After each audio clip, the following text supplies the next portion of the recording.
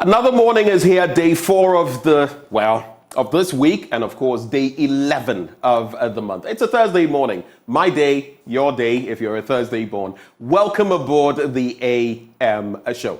Now, coming up, you know how we do it. I'll be serving you the latest in the news, followed by the news review. Guess who joins me this morning? I've been talking a bit about her yesterday. You saw her on Joy News Desk. Today, she'll be joining me for the news review. Christiana Sweetie Abochi, my colleague, co-host, will be joining me.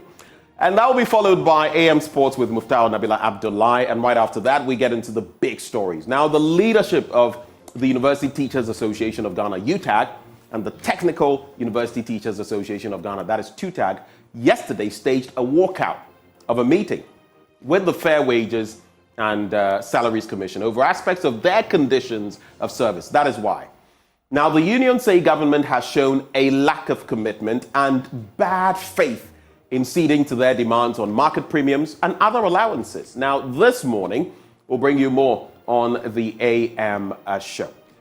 Also, we bring you an analysis of data derived from Ghana's 2021 population and housing census, indicating that a significant number of individuals, 553,065, have undergone divorce, while another 405,090 have gone through separation. The question is, why this significant number? Our in-house data analyst, Kofi J, will join us with more analysis. The question is why? We'll be getting into that. And then, First Sky is 21 years. We'll hear from the group on the show on what's kept them going this strong for this span of life or time. And as always, we'd love to hear from you. So share your thoughts with us via the live stream. When we activate the phone lines, which we'll try to do today, share your thoughts with us as well. Go on Joy News on Facebook. Look at any question there. Yesterday, we posed some interesting questions. Today, we'll do same. Give us your thoughts. Let's do this for God and country. Up next, the news.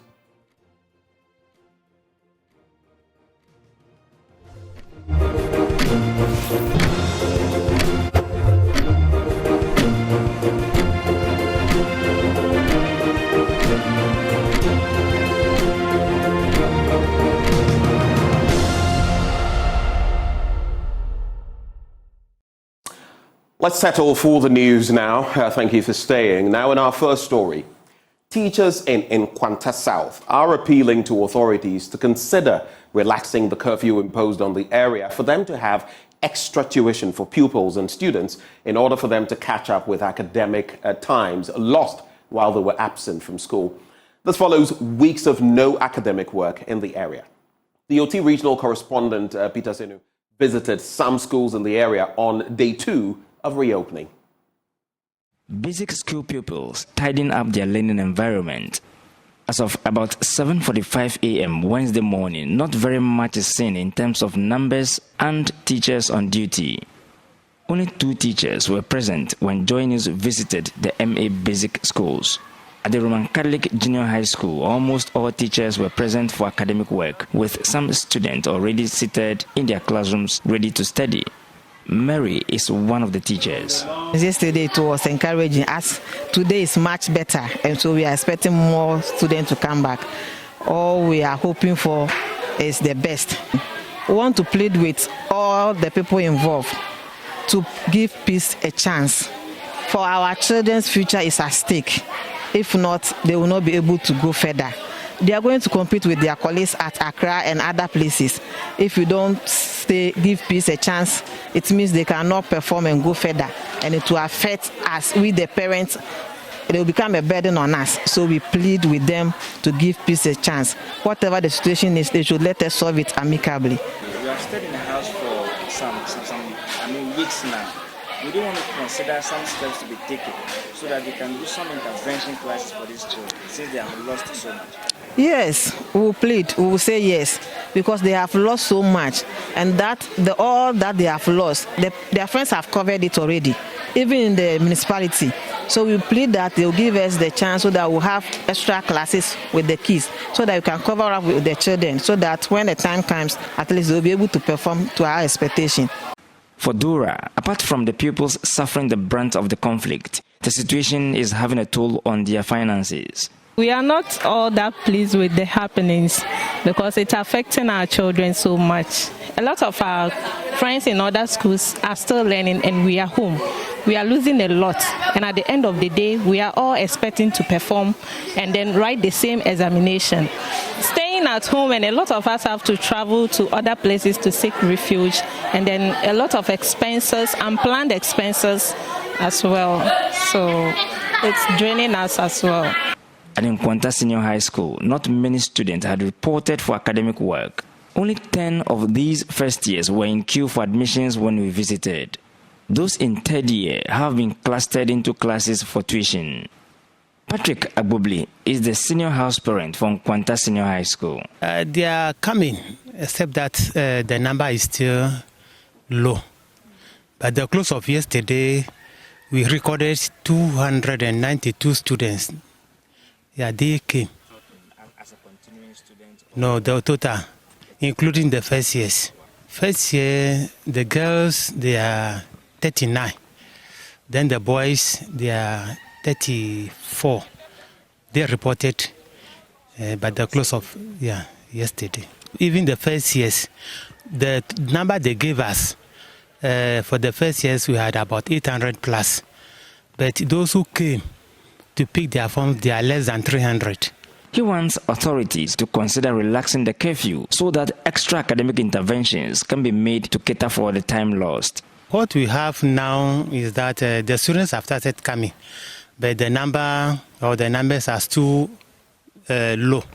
So we want the authorities to go to the FM stations and talk to parents so that they release their students, their wards to come. Because for now, security is on the ground.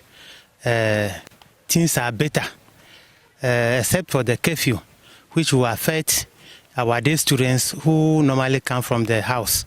And if the curfew will be relaxed, it will also help us.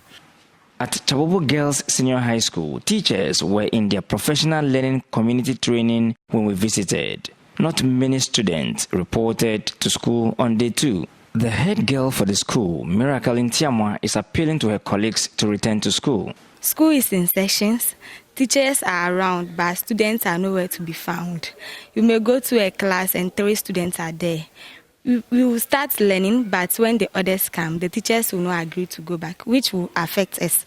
Already, looking at the situation, the JHS 3 and SHS 3 students are very highly affected. And we need to catch up with time because we have limited time to write our final examination. So, my colleagues in the house, I want to appeal to you. We are here, nothing is happening. I'm here, other prefects are here, students are here, nobody is being shot, nobody is being hurt. Security personnel are around protecting us to make sure that our safety is paramount. According to the headmistress, Monica Kleku, some students have left the school due to the conflict in the area.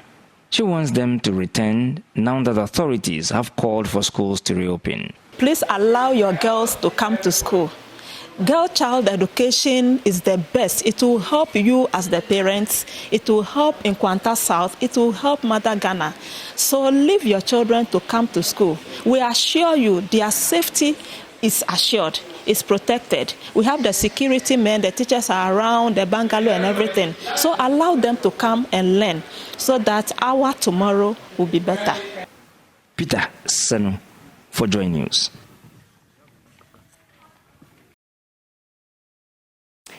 Let's turn our gaze to health now, and the Chief Executive Officer of the Komfo Teaching Hospital, Professor Ochre Adaimensa, wants philanthropists and corporate bodies to assist in defraying the debt of detained patients at the hospital. This follows massive congestion at the facility, resulting in the hospital's front desk being used as wards for patients.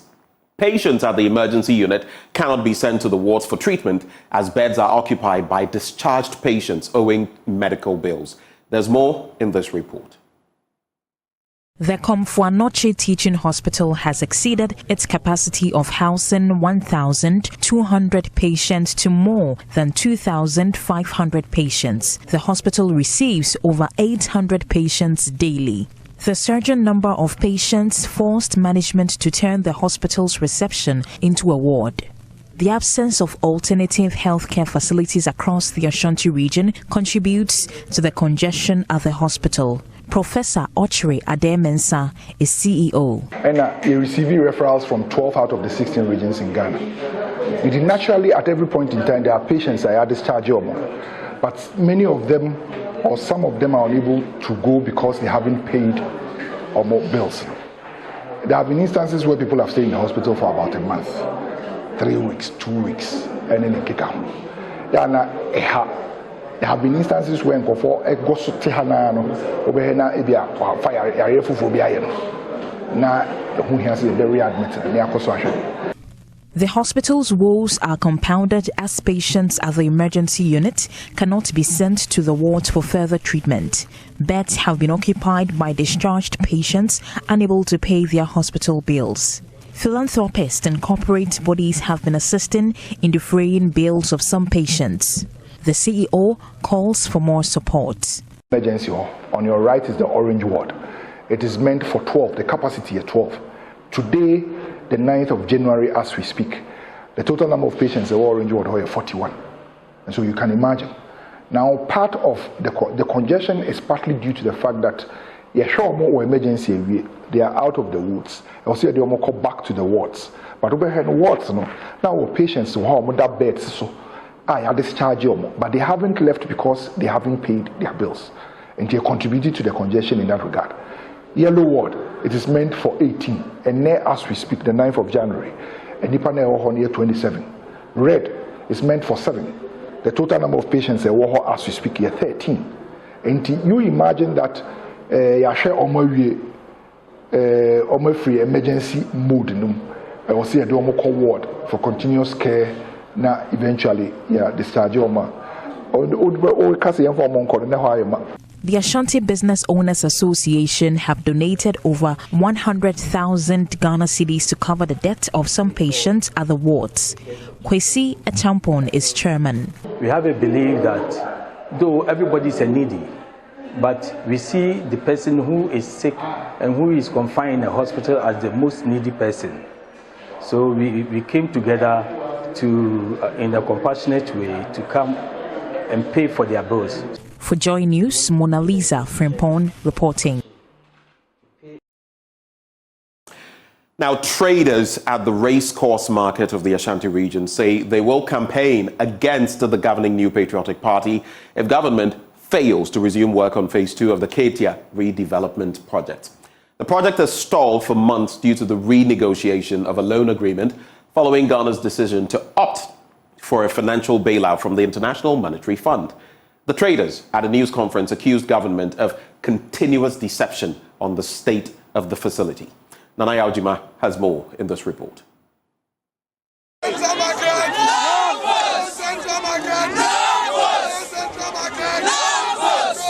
The combined Kumasi Central Market Traders Union, comprising traders from the various groups, is lamenting challenges hindering trading activities at their present location, the racecourse market. The racecourse space was a temporary location for the traders as the government worked on phase 2 of the Ketia redevelopment project. According to the traders, the situation at the market has slowed their businesses. The muddy situation in which these women live. It was only last night that it rained. Prior to last night, you would have come to see the whole place filled with dust. And imagine what the dust does to the things the commodities that we have to sell here. It's a whole lot. We won't want to go over this whole thing again.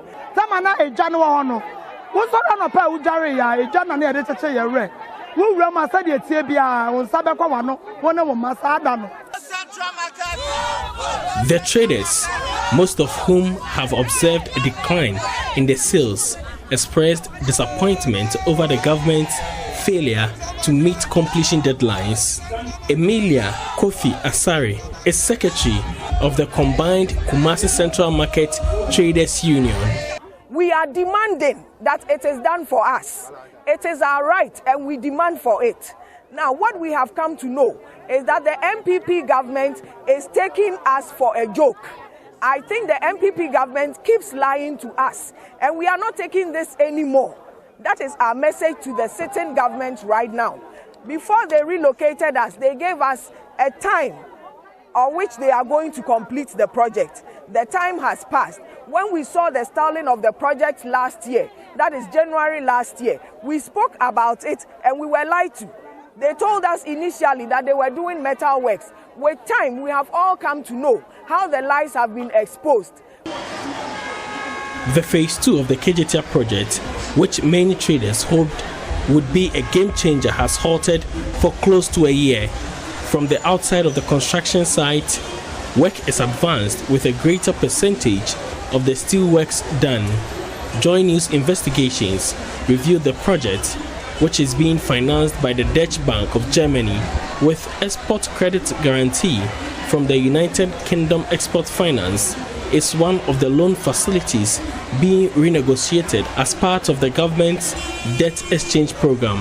Traders who are uncertain about the government's willingness to complete the project as scheduled have threatened to unseat the government. Emilia Asari again. What timelines are you giving now? We are not giving any timelines to anyone anymore. We gave timelines, but I think they have come to realize that the citizens of Kumasi are peaceful.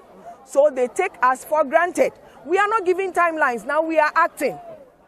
Nobody is giving anybody any timelines. We are acting on our word. As we said, this is the stronghold of the MPP.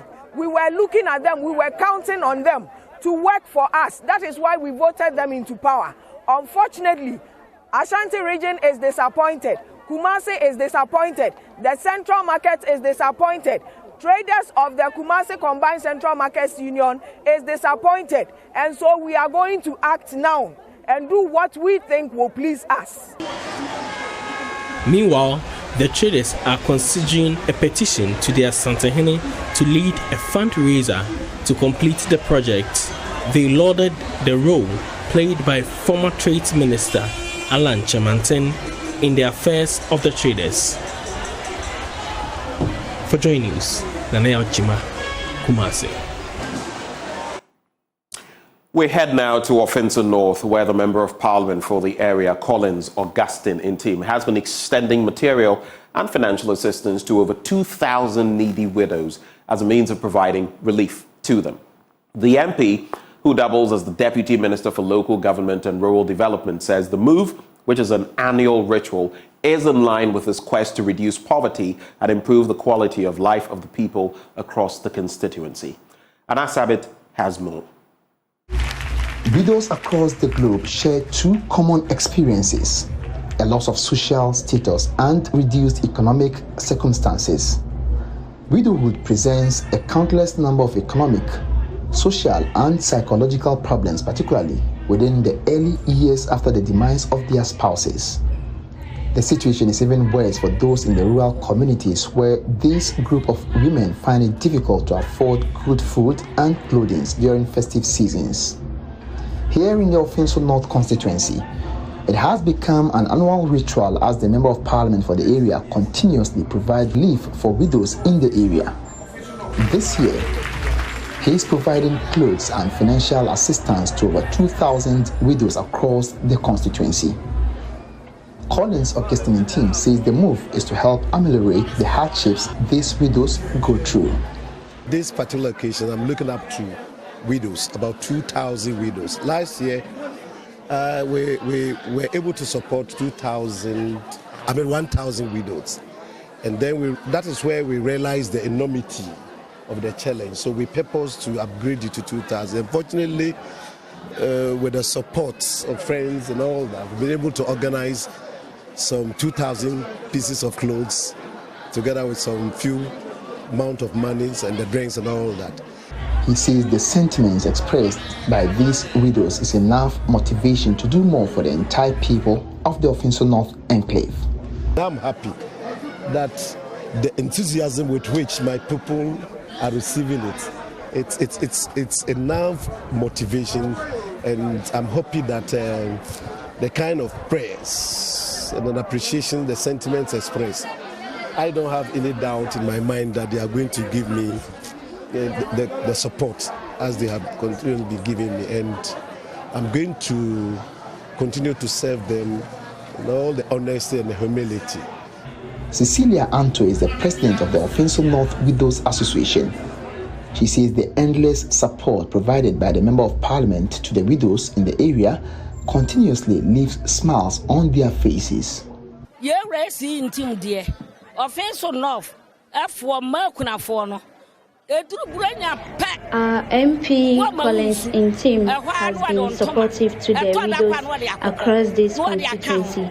He gives us clothes, chicken, money and other items, and this has been helpful to us. Some other beneficiaries of this aid expressed their joy and prayed for success for the Member of Parliament, who doubles as the Deputy Minister for Local Government and Rural Development. We pray to the Almighty God to provide Mr. MP with all that he is looking for, and for us, we will always remember all that he has been doing for us as widows. We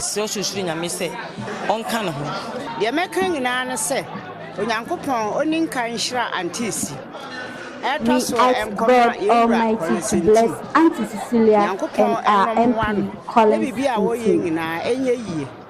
I pray that God continuously supports and bless him so that he will continue to support widows in this area. Reporting for Joy News, Anas Sabit, Afrancho. Well, that's how we cap off the news, but stay with us. The news review is up next. I'll be joined by Christiana Sweetie Abochi. We'll be right back.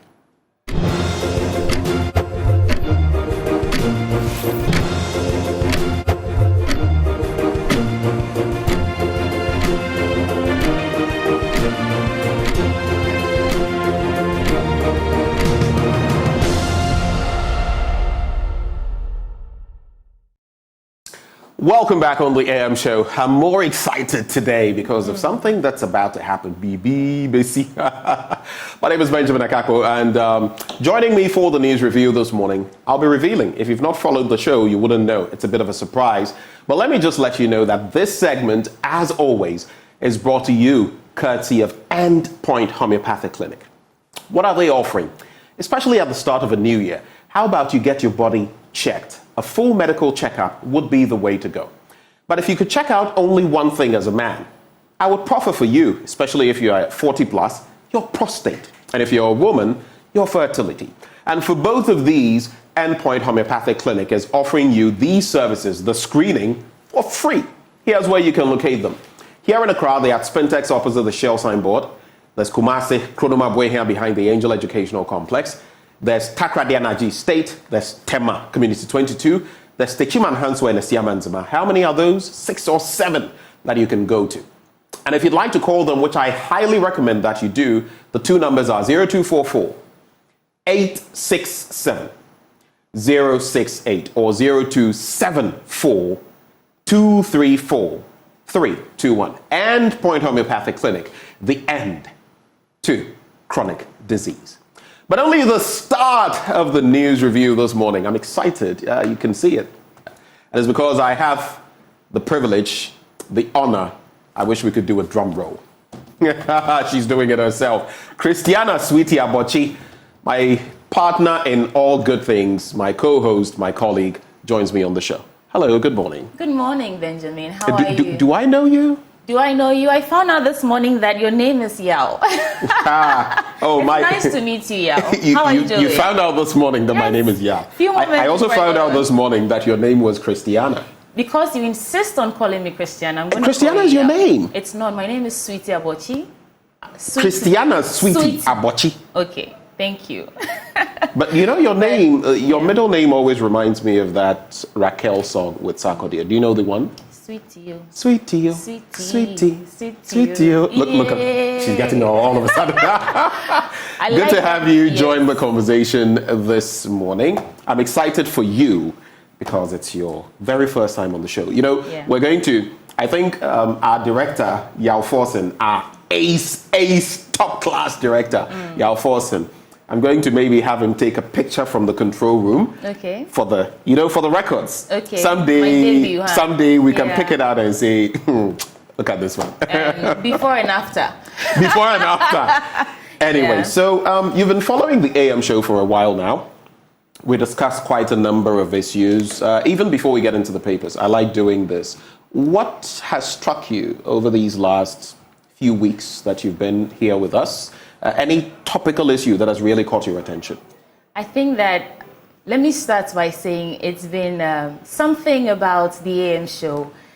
The way that people say it's hardcore, the whole team, it's hardcore. Then I came in and I saw that behind the scenes, it's all fun and, the camaraderie and all that.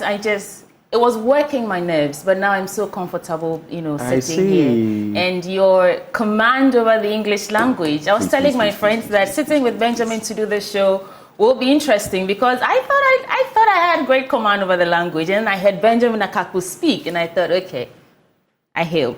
But this week especially, we've been doing a review of what to expect in the year, what should be done, what should not be done. I think we've looked at the economy, sanitation, education, health, agriculture. Yes. And today we'll go back to education because, UTAG and TUTAG are up in arms against the Fair Wages and Salaries Commission. It's one of the things we'll be looking at. Yeah. I think that so far it's been great. What I'm particularly looking forward to discuss today is on the Samuel Atache's response to the draft report that was leaked. He says to disregard it because that's not from the committee. When we get into that, I'm looking forward But by and large, they are also saying that the contents of what has been leaked is practically what they have. So I don't know what the major difference really will be. But something else. You want to come in again? I think it's like them to not lay it all out there until they've given us a final report. True. Of course, they'll downplay whatever that has come up on whatever we've discovered until they want to, they want to handle it their own way. One thing that I didn't sit well with me was when they decided that some of the interrogations will be done in camera. And I thought that was a bit fishy, but things like that sets the pace for issues like this to come up where you don't know exactly what happened. And so when these reports, these draft reports come out and these recommendations and facts findings come out, you don't know what to really believe. But I'm just waiting to see what they say in the final reports, which hopefully they'll give us soon. All right. And finally, again, based on the population and housing census, the latest one, we also find out one of the matters we're discussing today on the show. The divorce rate and the separation rate. Don't run away from that. Don't run away from it. It's stark. Yesterday, a friend, when I posted the Joy News, little flyer that we put out, when I posted it, a friend got in touch with me and said, I said, but this has been a trend for a number of years. Yes. I don't know whether it's because a lot of more young people are getting married, though many young people will also tell you that they don't have the means of getting married. I saw someone's list. The list recently, and I said, okay, and I quietly moved aside. I saw a vendor list. And what list? Charges, vendors, wedding vendors, like decor. Okay, so everything sound, coming together everything. as a And package. When you see the costs of some of these things, you wonder if marriage is... Okay, there's one that says marriage is the goal, 2,000 Ghana cedis. And then we have deluxe, we have luxury executive. It goes all the way to 500,000 Ghana cedis for a wedding. And I thought, okay, why are we complaining in this country that there's no money or we are suffering? If we can afford to use that there are levels to this business. There are levels to this business. Yeah. There are those, my brother went to somewhere in Ibri, his choir went to sing there, and he says how lavish the wedding was. And then but you see, I think, in the end, we're somewhat of hypocrites. Because while we attest to the fact that the system is hard, I think people still try to live over and beyond their means. Because we need to impress, we need to make posts, Impress we whom? need to give pressure. Impress whom? You, everyone. Look at the Mark Zuckerbergs. I don't try to impress anybody. If you see me in a suit here on the show, it's because the show requires Monday to Thursday to don a suit. If I had my way, I would use African prints every day. In my past, morning show. I was doing African Prince practically every day. I dress like this because the show has me. It's a formal show, and I do this. Okay, but I'm also saying that sometimes we do things over and beyond, and then we get caught up. And why do you have to have? A friend was sharing this with me recently. In other parts of the world, the same places we go to beg for money. Usually, by the time, for most of them, the Warren Buffetts, the Mark Zuckerbergs, the Elon Musk, the Jeff Bezoses, the Carlos Slims, and the rest. By the time you realize they are billionaires. By the time you realize they are millionaires, they're actually billionaires. The lifestyle doesn't reflect. Here, he gets something small. No, he wants to buy a Rolls Royce. He wants to buy it. Look at our roads. Where? I think it's because we like to play the status game instead of the freedom game, something that I was sharing among my circle of friends a few days ago, where we think that what you're wearing, what you're driving, the jewelry that's adorned your body is what determines or what speaks to your value or your worth, instead of investing in things that will bring you freedom in the long term. I'm talking about, if it's health, making sure that you're forming habits daily instead of posting the cheeseburgers and the fancy dinners and buying the expensive wigs. Well, please, if you ask me, the wig. We all want to you are treading on dangerous territory. But I want to comment on the divorce rates before let's circle back very quickly, and then we'll get into the Did you realize that the number of women in that statistics was almost double the number of men who admitted to being divorced? Yeah, I found that and a bit, I thought, is it that more women are denying that they're married, or more men move on quickly after they divorce? And so by the time they say that women move on quicker. They say by the time the woman... No. The theory is that by the time the woman tells you she's backing out or something, she already has... I nearly said... the replacement is already there. Anyway. But that makes for interesting analysis. I don't know if you have any thoughts on those. You can share with us via the live stream. Join us on Facebook. But we'll be getting into the papers now. I have the Daily Graphic newspaper. What do you have? I have the Ghanaian Times and the Daily Guide newspaper. All right. So I would have you start with any of the papers you'd like. Start the Ghanaian Times? Yeah, let's start with the Ghanaian Times, where the front page says Parliamentary inquiry into the leak tape. It's saying that prosecute 3 police officers. That's on page 3. That's the story we started with. They're saying that the committee is recommending that they prosecute these police officers and exonerate the IGP. Let me quickly get to that story. It says Parliament has recommended further investigation and possible prosecution of 3 top police officers for perjury and professional misconduct. They are Commissioner of Police, retired George Alex Mensah, Superintendent George Asare, and Superintendent Eric Jebi, who were heard plotting the removal of the Inspector General of Police. The recommendation made by the ad hoc committee constituted by Parliament to probe the tape follows its finding that the conduct of the 3 police officers was unethical, unprofessional, and a breach of the Police Service Act 1970 Act 350. Now, the 7-member committee said the recommendation for further probe into perjury and professional misconduct of the 3 were under the criminal... Okay, that's what I said earlier. Now, the above findings of fact based on the evidence gathered and undisputed by all the witnesses who appeared before the committee were in the draft report of the committee chaired by Samuel Atachia, MP for Ibuakwa South. Now, the terms of reference of the committee was to establish the veracity of the tape, investigate the plot to remove the IGP, any other matter contained in the tape, national security implication, and recommend sanctions to persons who would be found culpable. According to the reports, allegations by the masterminds of the plot that the IGP is affiliated to the opposition National Democratic Congress and could scuttle the governing party's quest to break the 8-year electoral cycle were unsubstantiated and without bias. Benjamin.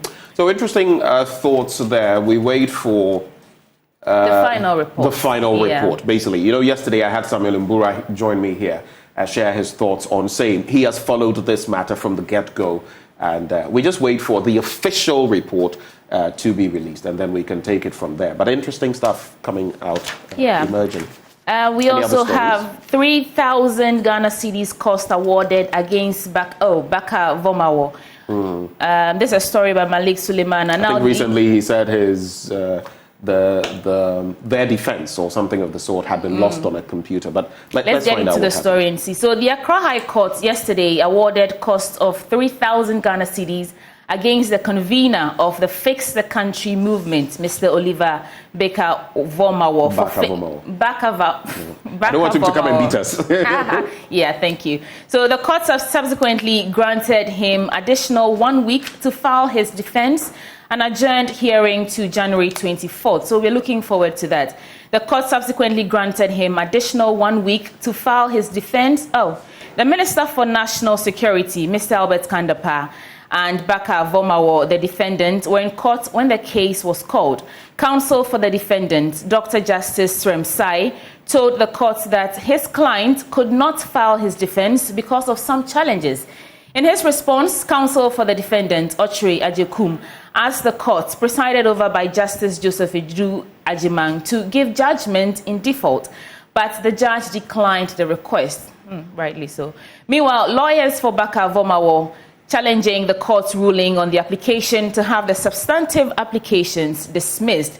The motion for stay of proceedings pending appeal, which was initially fixed for hearing on January 10th, has been adjourned to January 24th for consideration.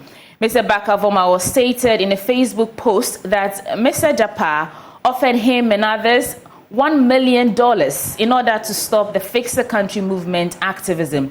According to Vomawo, they went as far as offering $1 million. They offered us a committee appointment, set up a committee, and appoint us to government positions in order to stop this activism. This was made directly to me and other leaders of the Fix the Country movement. Now, the conversation we had with the Minister for National Security, the Minister of Finance, and the Brigadier General at a safe home. So this conversation was had. What he's telling us now, that they offered him $1 million happened in a safe home. The National Security Minister denied the allegations and caused his counsel to issue a writ of summons against Baka Vomawo. Mr. Dapa is seeking reliefs from the courts, including a declaration that the words uttered by the defendant were defamatory of the plaintiff. Okay. All right, so interesting stuff. We have all the details, all the scoop on that as well. We'll try to trim them so we can do a lot more stories. I see this one there, 1992 Constitution must be reviewed to reflect the times. That's according to the PPP. Yeah. But who in the PPP is saying that? Well, the Progressive People's Party has reiterated the need for the 1992 Constitution to be amended to improve the governance system of the country. After 30 years of the promulgation of the 1992 Constitution, the party, so it's a party saying that a review of some aspects which did not advance the cause of democracy in the country must be effected to reflect the times. The party identified pertinent portions to be reviewed as the election of metropolitan, municipal and district chief executives and total separation of powers. Others are decoupling of the office of the Attorney General from the Ministry of Justice, the introduction of the public declaration of assets regime, and the clarification of assets of the eligibility of Ghanaians in diaspora to hold public office. We've had issues concerning this particular clause. Mr. Felix Mante, the director... We had the Asin North Member of Parliament, James Jachikwason, the tussle, and even before him, another Member of Parliament in the past, but of course his is the latest, where it had to go as far as a by-election. The court process is still continuing in some respects. So, I guess it's something that ought to be looked at. They believe that this will prevent abuse of power to address the challenge where the president has to appoint the majority of ministers from parliament. What do you have, Benjamin? I'll get into the Daily Graphic newspaper. Government payroll Ghana card linked, and of course that is to prevent, the ghost name saga. There are so many ghosts on our payroll. And you know what I found the most interesting? Was it a year or two or a year and a half ago when The finance ministry, which is supposed to be the center of, discipline and prevention of all these things, had quite a number of ghost names. I remember at least 3, and people were getting 20,000+ a month. I think one was getting 8,000 plus, another about 12 or so thousand. And all these people had been taking salaries for quite a while. So who's taking the money? We never got to know the specific individuals, where they were, what at least I didn't get to know what sanctions were applied to these people. But finance ministry on the payroll, I mean, that is the height of whatever. There's but we'll get into to no sanctions happening when the finance ministry is involved, I beg to say, because there have been things happening that you'd expect that government should, or the finance ministry should do something about it, and there's a whole hullabaloo and nothing, talk shop, nothing ever really happens. What are they saying? What's the story saying? I'll get into that. I just want to give the headlines. Inflation ends 2023 downwards. No change in BECE subjects. That's according to the education minister. There was talk recently on social media that it was going to move from 9 to 5. And the talk is that, no, that is not going to happen. We're actually looking at the Daily Graphic newspaper. And then EOCO retrieves 214 million Ghana cedi proceeds of crime. That story also there. And New Year school, industries urged to conform to modern trends. But the story I want to start with, on the back page of the Daily Graphic newspaper, that's where I want to start. Failatu ends Guinness World Record cooking marathon in Tamale. What a woman. But someone sent me a message yesterday that even as she was at the Modern City Hotel, all she heard was "Fwing." The light was off. The light went off, and if it weren't for a backup generator and all of that, Charlie would have ruined the climax of it. The cookathon. They nearly our power suppliers nearly did it. But WAPCO has also had its supply, whatever, and in Parliament, some minority members of that committee, the Energy Committee, are pointing to the fact that government has not been able to meet its obligations to the likes of WAPCO and some independent power producers, counter to the agreements they had, for which reason these are happening. And about 2 days ago, in many parts of at least the Greater Accra region and beyond, there were power outages. But back to the story. After 10 days of intensive cooking and serving patrons with sumptuous meals, Chef Failatu Abdul Razak finally ended the fascinating Guinness World Record attempt for the longest cooking marathon yesterday. With a staggering 227 hours under her belt, she has surpassed the current record held by Irish chef Alan Fisher, 119 hours and 57 minutes, as she awaits official confirmation from the Guinness World Records. That's an additional, 8 hours plus.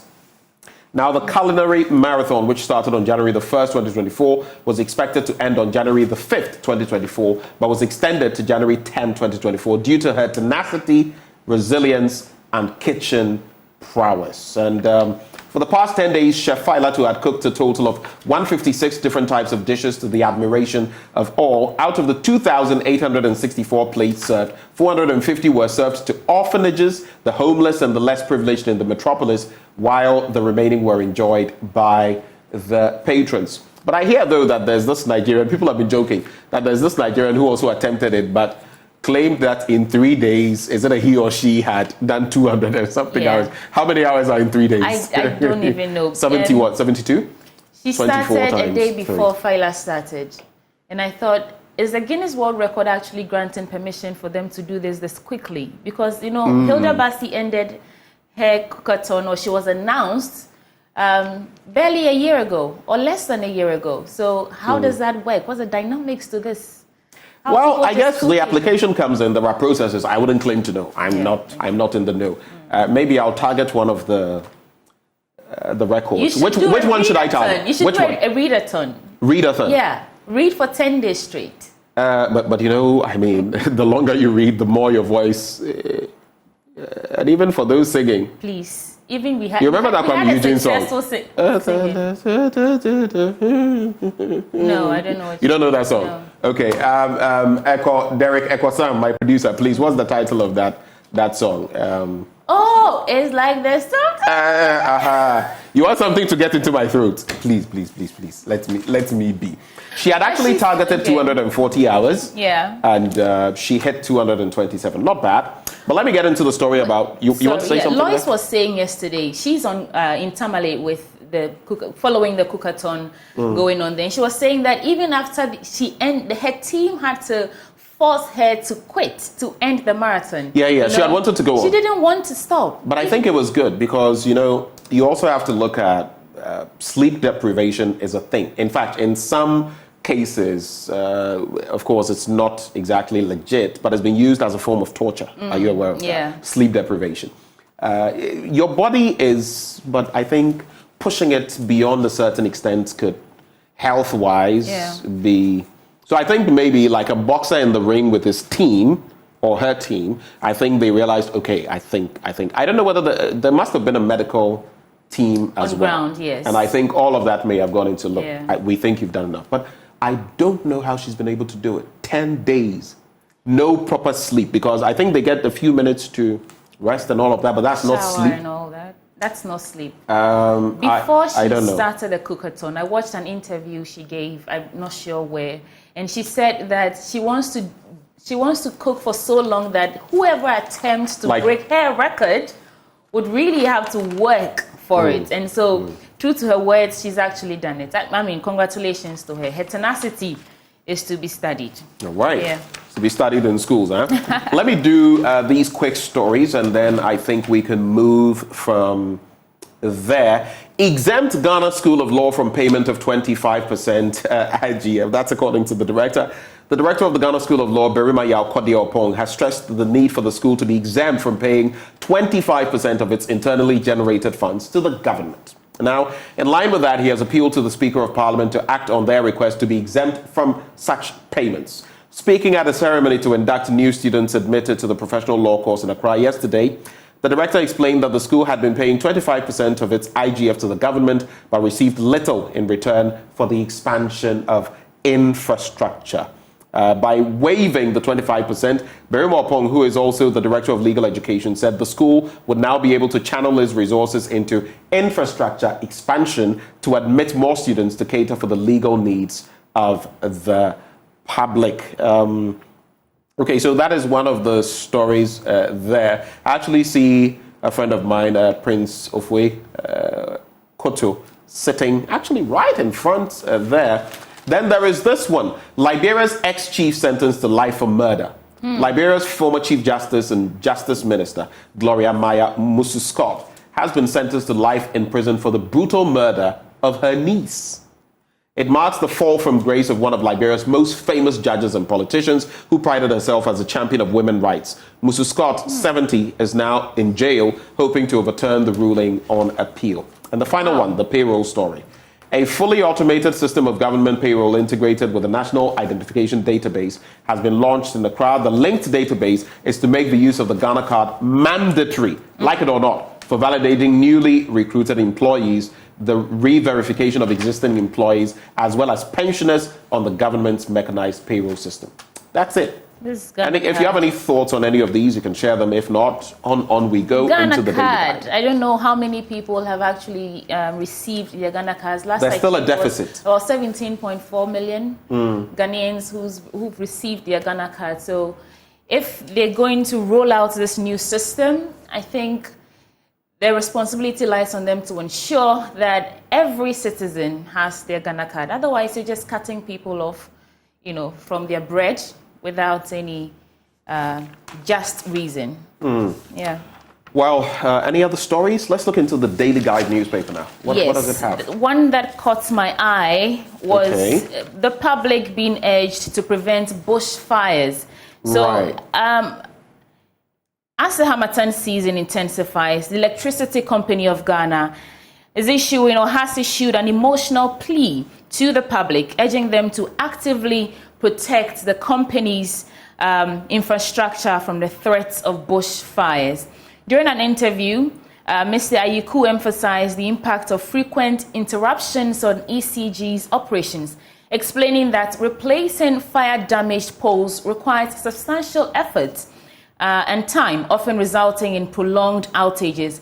He stressed that the heightened risk of bushfires poses a significant threat to ECG's service delivery with an increasing number of electricity poles. That's something to be concerned about. So let's just be careful with bushfires. But in the daily guide, the same story you just did, government payrolls, no Ghana card, no pay. And then we have the Baka Voma War response to the Kanda Pass suit. And then NDC fights over EC voter link. Okay, this is my vision. I think this is interesting.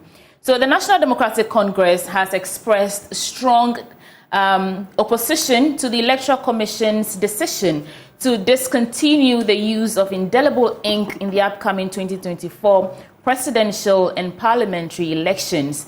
The party urges that the integrity of the voter register would open doors for fraudulent activities that could compromise the integrity of the elections. They question why the Electoral Commission would choose to remove such a tried and tested verification system that adds credibility to the electoral process. What do you think about that? I've stated my position, but what do you think? I witnessed during the district level elections some sort of altercation in I've forgotten the name of I'm terrible with names. I forgot the name of the electoral area. But we went there to cover the elections. Is it one of the places you went to? Yes, one of the places I went to. And there were twins who could not verify. I remember that story very well. And I think that if they had the indelible ink, it would have been an easy way of telling them apart. Exactly. But they ended up, one of them ended up giving up on the whole process. She refused to come back. And so that story ended abruptly. We tried to go to her. She said, you know what, it's not worth her time. She gave up. She gave up on it. And I feel, especially entering a crucial election, like the one we're heading into, especially with the different, firsts that we are seeing, a former president trying to be president, a party trying to break the 8-year cycle. So many, the Alan Chamating factor, whether a Kennedy Japan would go in, all these other independent candidates and everything going on. You don't want to sow the seed of discord. You want the result to be as credible, as waterproof as possible. And I don't know, but like Dr. Asante mentioned yesterday, political scientist, director of the Center for European Studies, why don't you let it be an extra layer? People are used to, the Member of Parliament for Bole Bamboy sat here in the, not here in the studio, but he had a conversation with me. I think it was when he was in the studio. And he made mention of the fact that, listen, for some people who came to vote for the local level elections, elderly people, they voted and there was no indelible ink. And later, two old women, elderly women, came to him and said, oh, this time they did not accept our votes. They did not. So even the education around it, the mindset, I don't know, but I feel, well, we'll leave the EC to do what it, though we must. Independent, so. But I mean, we just pray that in the end, whatever works slowly, they could have, instead of completely replacing the old system that's tested and verified, they could have introduced it slowly, as a supplement to something. I don't know. There's so many powers at play. There's so many issues that could generate. But in the end, chaos. All these entities, for whom do they work? The people. Yeah. The hoi polloi, the masses. But I see that interesting story there. We may not have to get into it. I'll just pose a question on it. Right. Nana hopeful of economic rebound. How hopeful are you? Am I hopeful? Yes. I don't know how. I know I'm flinging a hot potato at you. I don't know how hopeful I am. Have you checked the prices of? Did you see our post on Gobe? Gobe has gone up by 40-something%. Nowadays, beans. Back then we used to assume that beans there. Oh, it was savior for a lot of people. But even coffee broke man the price. And the thing is, they're saying that inflation has reduced, but I don't think it's reflecting in the everyday lives. The year-on-year inflation is said to have reduced, but the month-on-month inflation is actually going up. So where's the hope coming? I'm sorry, I'm not hopeful. If anything, I'm just... You're in there. Yeah, I'm on the fence. I'm waiting to see what else they can say to convince me to change my mind, because at this point, President Kufuor says he's optimistic, but I'm a citizen and I'm saying that there's more work to be done if he wants us to, bank our hope on him or the party or government as a whole, as an entity that's, put in place to help us. Sometimes you think that they don't care about us as citizens because they don't take our concerns and feelings into effect when they are making decisions. But we'll see. Do they? I don't think they do. If they do, it's not reflecting in our lives. Reminds me of Michael Jackson's 1994, 1996 song. They don't care about us. All I want to say is that they don't really care about us. Yeah, I like that. Don't turn this into a disco. Let's go now. Christiana Sweetie Abochi joining me there. It's been fun. Thanks for coming. Thank you. I enjoyed this. This is my debut, and I hope to experience more of you on the sets like this. Okay. And you came on a Thursday, my day. Anyway, so this segment always brought to you courtesy of Endpoint Homeopathic Clinic. As always, they're offering you, if you're a man, prostate screening for free. If you're a woman, fertility screening for free. Here's where you can catch them. Here in Accra at Spintex opposite the Shell signboard, Kumasi Kronoma Boy here behind the Angel Educational Complex, Takrady Energy State, Tema Community 22, Pichiman Hanswa and Asiaman Zama. Their call lines 0244 867 068 or 0274 234 321. Endpoint Homeopathic Clinic, the end to chronic disease. Bringing us to the start of sports. Do stay.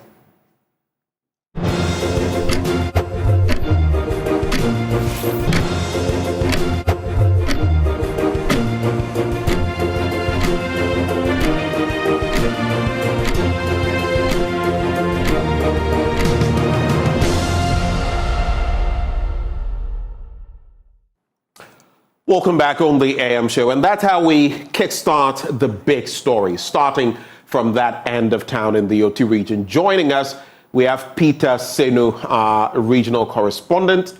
He'll be telling us more about the violence there and how it has impacted education. Peter Senu, good morning. I think you would have to unmute, Peter. I have. Okay. I'm unmuted. All right, I can hear you now, loud and clear. It's good to have you on, my brother. I hope you're well. Good to see you. Good to see you. I'm okay. I'm fine. All right. So we've already seen, we have the tale of the tape, but walk us through what exactly this has meant, the violence, the curfews and everything in between, and then how this has impacted education. Just walk us through what the latest is.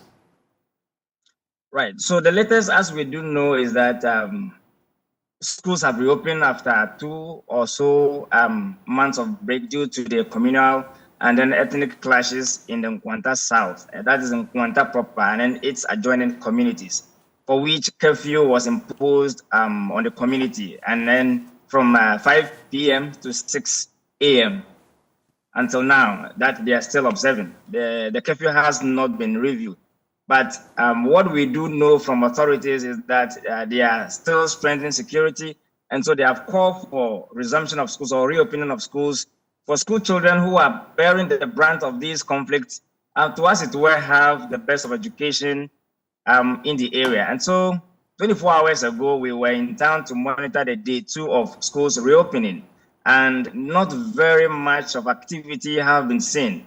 And this we know is very characteristic of GES. Schools reopening, not too many pupils would report, and some teachers too may have traveled as a result of the long break as well. And so, life is becoming and is coming back to Kwanta in terms of education and all that. And so we were there, we spoke to some of the teachers just as we played out, and that is what is happening now. So we just do hope that life gets back to its full entirety so that economic and social lives can also thrive. But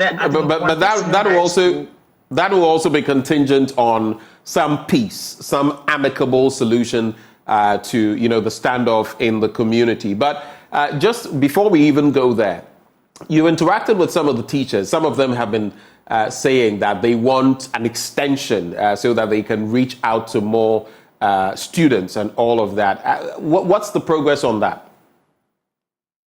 Yes, yesterday there was a RESEC meeting, which I'll give you details shortly. But they feared that the extra tuition will enter into the curfew period. Curfew starts at 5 and then ends at 6 a.m. the following day.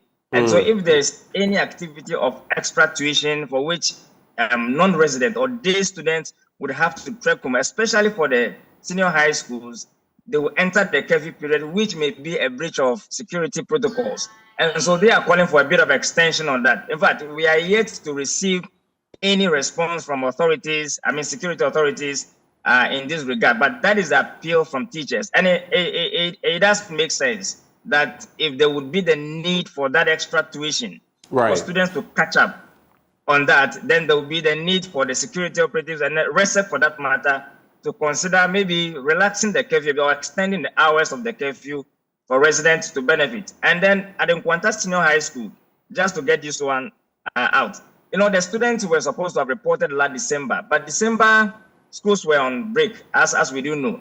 And so most of the students I know have taken transfers the first years to other schools. And so the intake now is very low, as the senior house father reported. And so in terms of numbers for the school, it's going to dwindle this year if nothing is done, so to say, to whip up the interest and then the numbers back to the school.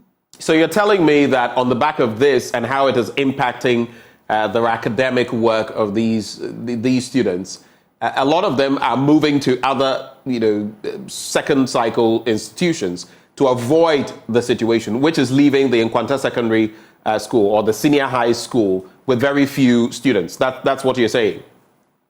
Yes, exactly so. Okay. Exactly so. Now, I also want to... I've encountered... Go ahead, Peter.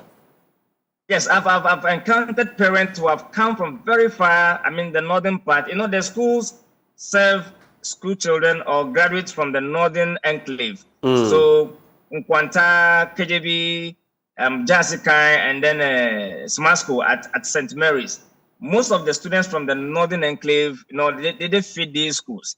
And so the immediate from the north, which is in Kwasek, and then Kwanta Community SHS, to have closed down at this critical moment of admissions, in fact, it's a big blow to parents and then a cost on their expenses as they have interacted with them. And so, for me, authorities must work hard to ensure that lasting peace returns to Kwanta municipality.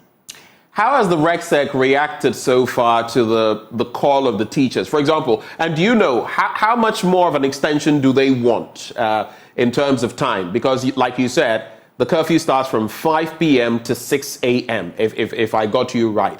What are they calling for by way of extension? Up to about 7 p.m.? Do you know?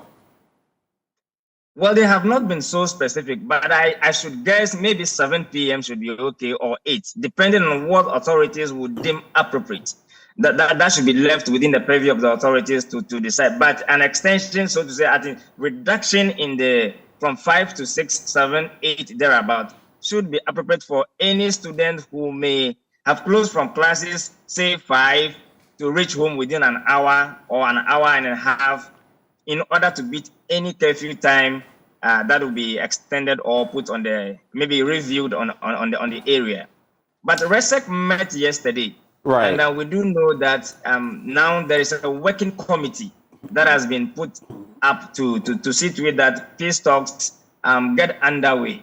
And so that we didn't know. There was RESEC meeting. In fact, we spoke to one of the chiefs who was accused not to have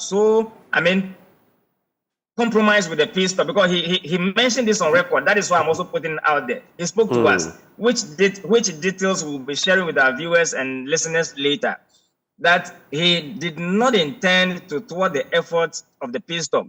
It was just that adequate security measures were not put in place for his safety. That was for which he did not honor those invitations. And so we can put this one on record. Of course, we'll be putting out what he told us also out later. But he was committed, he said he was committed to ensuring that peace returns to the area. Of course, who benefits from any of these distractions, loss of life that took place for the past months? And so he called on parents to, as it were, allow their children to come out to school since authorities are on the ground trying to ensure peace, law, and order. How has this impacted social activities in these communities? As for social activities, gravely impacted. In fact, I met some young guys yesterday who were lifting metals just to, keep body and soul going. And when I saw them, I was curious. So I thought they were just massing up to cause some mischief. But when I approached them, they said no, it was for the curfew and then its attendant consequences on them. And so they were warming up just to keep their bodies and souls together, just for authorities to, while they wait for authorities to ensure lasting peace in the area. In fact, a lot more people have left in Kwanta town since the conflict, degenerated. A lot more people have left. And so it will take a lot more time and effort to bring these people back to Kwanta.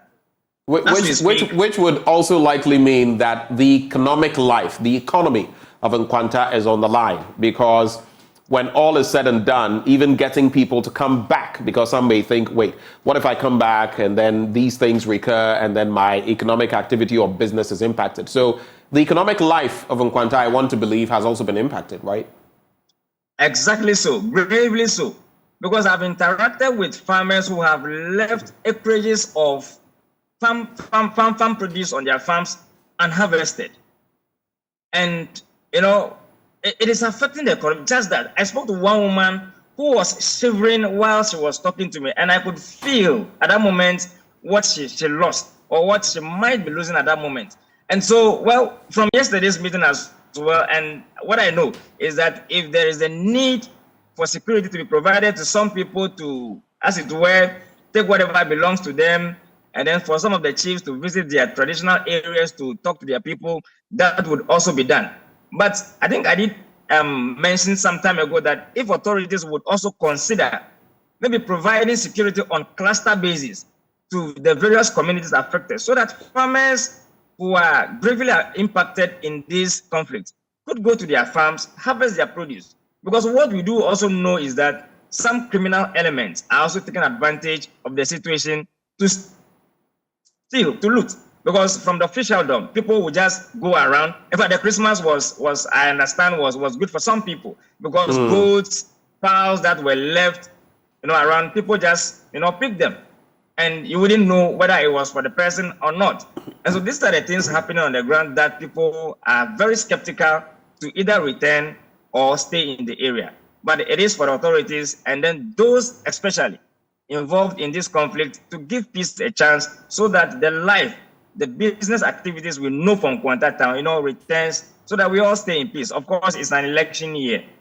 Politicians may want to campaign and all that in the area. And if the curfew remains as it is, it means that exactly nothing much would happen in the area up to December. Ben. All right, so the Member of Parliament, then the RegSec, of course, the DISEC, all the way to the RegSec. You've spoken to me about what the RegSec has been saying, but what is the plan? Is this curfew indefinite? What is the plan in terms of when it will likely be lifted? And what is the plan in terms of resolving this situation to the point where the curfew can actually be lifted? What can you share with me as far as those are concerned? Well, from yesterday's meeting, I did mention that there is a working committee now for which all have signed that they were going to commit themselves to it and ensure that lasting peace returns to the area. But for the curfew, I think it will last for 3 months, for which it could be reviewed. I don't know what the law says on that, though, but I think it will last for 3 months, for which it could be reviewed. But until how long has it lasted so far?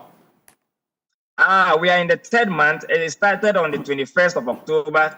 So November, December, we are in January. So 21st of this month will be in the 3rd month. So by the end of January, hopefully, I think there would be some review depending on what is happening on the ground. Peter Senu, if there are any final words, you can share them with us. And we're grateful, of course, for your time. Any final words for us? Any passing shots? Well, for me, from what I've seen on the ground, a lot more people are struggling to survive. A lot more people are suffering, especially the vulnerable, the women, the children. And business life in Kwanta now is virtually down. This is a fact. We all do know. And we are in election year. Some of us will be in the forefront reporting what is happening on the ground. Right. Of course, we are families. Our lives are at stake. And so I want to use this medium to appeal to my people, my friends, And in Kwanta, the Adeles, the Charles, the Achodes, I have friends across the board. I just want to appeal to them to give peace a chance. We are one people, we are one family. Of course, what do we gain if we fight one another? There is a lot of development that we must channel our energy to from Kwanta. Our bridge is broken. We must put our energy together to ensure that we get the best from the national coffers for development for the area. We cannot kill ourselves. Ben, have a good day, bro. Thank you so much, Peter Senu. Thank you, my brother. He's our correspondent in the OT region, joining the conversation, telling us about the latest, giving us the updates in the Kwanta South area in the OT region. Thank you once more, Peter. Now, from here, we're going to take a little break. When we return, we focus on UTAG and TUTAG. Why? They've been having some engagements with the Fair Wages and Salaries Commission, but they accuse the commission and, by extension, government of bad faith, of not actually sticking to the plan. They had a meeting with the Fair Wages and Salaries Commission yesterday, which culminated in a walkout of these two entities. Now, an industrial action is on the cards. But where do we go from here?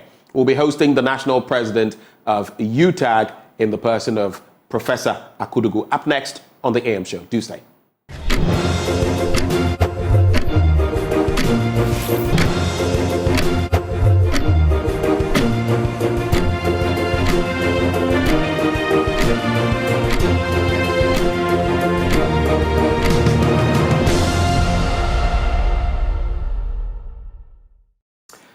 Welcome back on the AM show. Now, as promised, we get into that thorny issue. Time and again, you have UTAG, TUTAG, other institutions go up in arms against government on the grounds that they are not being treated well. They are not being treated fairly. In fact, there have been stories about some of these institutions of higher learning wanting to recruit people from across Africa, across the globe, and their hands are tied because they cannot match the requirements that these, skilled personnel have from other parts of the world. But the latest in respect of UTAG and TUTAG wanting to lay their tools down has to do with the Fair Wages and Salaries Commission. They've been interacting with them, but now things have come to a head. There is a bit of a standoff. That is why this morning we have an interaction with Professor Mamadou Akudugu. He is the University Teachers Association of Ghana national president. He also is with the University for Development Studies in Tamale. Prof, a very good morning to you. Thank you so much good morning. For joining us this morning. Nice to meet you. I have to commend Prof because it took him quite a lot. Things happened this morning, but he still made it here into the studio. We salute you, sir. Thank you. Salute you too. Thank you for your time. Just walk us through what has been happening. We know for many years, in fact, in recent years, UTAG has gone on strike a number of times. But just walk us through this latest development. For how many months have you been engaging the Fair Wages and Salaries Commission? And how did you get to this point? Good morning to you and Happy New Year to you and to your viewers. Happy New Year. We, just by way of putting the whole process into context, UTAG was formed over 50 years ago, and till date we don't have a unified conditions of service. I see. That may come as a surprise. It is. To many Ghanaians. And so the first attempt to get a unified conditions of service for UTAG members was somewhere, I think 2007 thereabout. But it never materialized. Then we started working on it again. Last year, we signed the rules of engagement to go into negotiations on our conditions of service. And that was signed in January. So we submitted our proposals along the line, and then we started the engagement with the government side or our employer through the Fair Wages and Salaries Commission. And we just couldn't make significant progress. And so we kept, appealing to government side, issuing communiques, and making calls behind the scenes and asking that we need to get this done so that we have the space to focus on our core mandate of teaching, doing research to inform policy and practice, and then community service. All those calls did not seem to yield any serious results, and so we had the unpleasant duty to kind of issue a threat, that a 21-day ultimatum, that if we did not see serious commitment from our employer in terms of getting these matters resolved, we were going to lay down our tools. And is that the latest? Is that what happened yesterday? Not is it yesterday you gave the ultimatum, no, or it was before? Yes, it was before. That Okay. was in, I think, actually October. October. Yes. Okay. And so the National Labour Commission had the case to, or the cause to invite us with our employer, and then gave us basically 2 weeks to conclude and to report to the commission so that we can make progress. And so the 2 weeks we engaged, and we couldn't still make any significant progress. So as law-abiding employees and people who respect the rule of law and due diligence, we went back to the National Labour Commission and said, okay, all we wanted was to see commitment and seriousness in ensuring that we get these conditions of service negotiations completed and implementation take place from January 2024. And so we needed some more time to engage on some of the issues that were still outstanding. So the National Labour Commission gave us some, I think, 3 more weeks to engage. And so we came back and nothing, no much progress was still made. And so we went back to the National Labour Commission, and again, some extra time was given. And they gave also, we reported that we were going to meet yesterday to look at all the outstanding issues that we're supposed to negotiate on. Then, when we met yesterday, one of the critical items on the conditions of service that we wanted to talk about, and in fact is the main thing as far as these negotiations are concerned, is the main thing that our members are looking up to. Fair Wages and Salaries Commission told us that we could not talk about that. Which is what? Which is the market premium. Okay. But this market premium thing has been on the table for a long time. Thank you for confirming that. It's been on the table for a very long time. It has always been at the heart of all the recent strikes that UTAG went. Mm.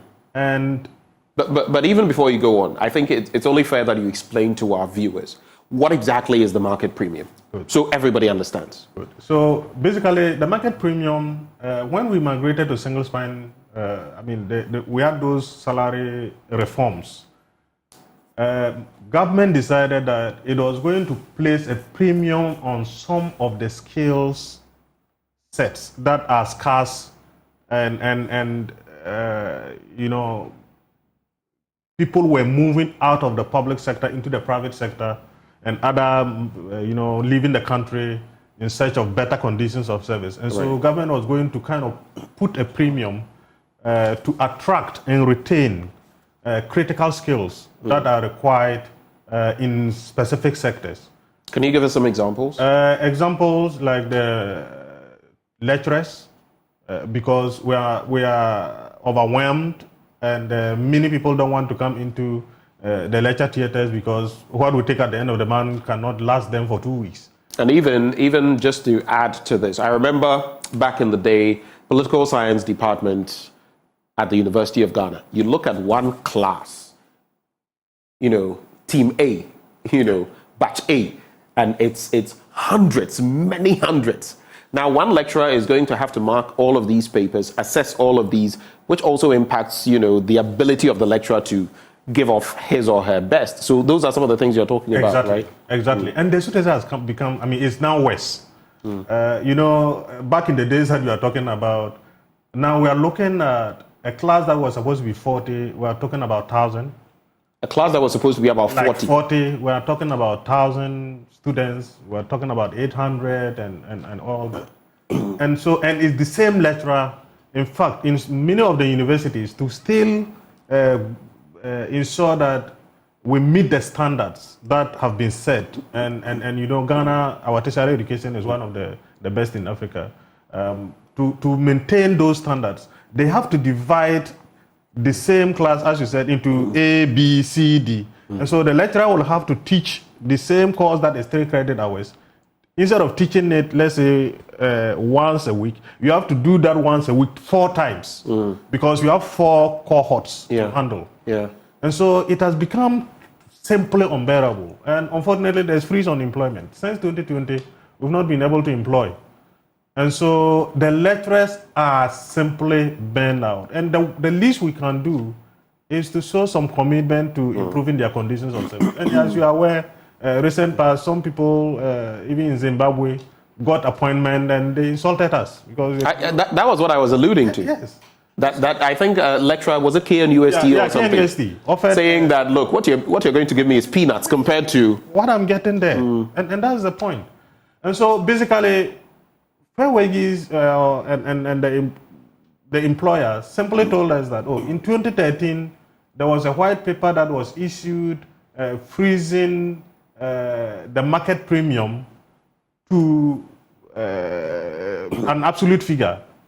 And so they cannot do anything about it. And we are like, in that same white paper, Fair Wages and Salaries Commission is given the responsibility to determine the market premium and the amount to be paid and to which skill sets. Since 2013 that white paper was issued, that determination has not been made. So you are still using the interim market premium, and that interim market premium is indexed to our 2012 salary. Simply put, before we migrated to single spine, university lecturers were paid 200% of their basic salary as professional allowance. Now, to sacrifice and ensure that at least we also make our bit of sacrifice for the good of the country, we agreed that, okay, we will migrate to single spine, and instead of 200%, you give us 114% of our basic salary as market premium. So that 114% was the basis upon which we migrated.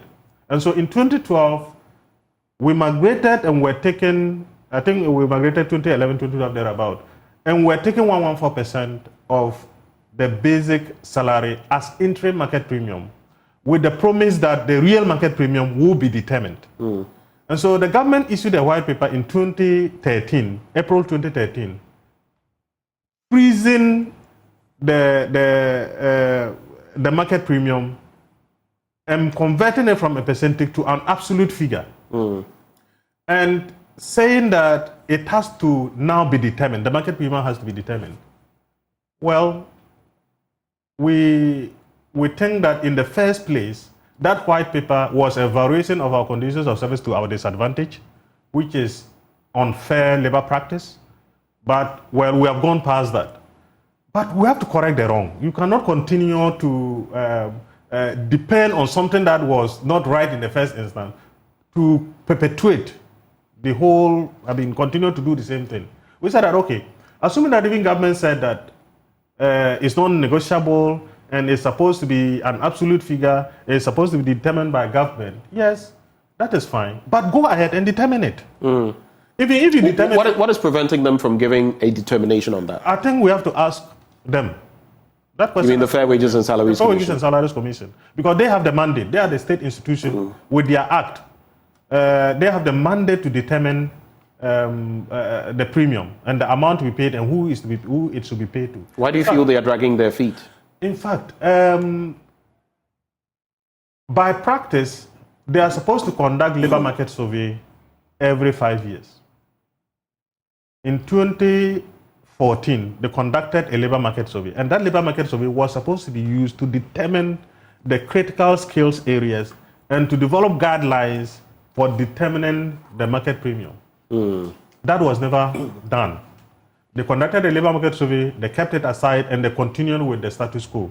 Interim market premium, government white paper, you cannot touch it.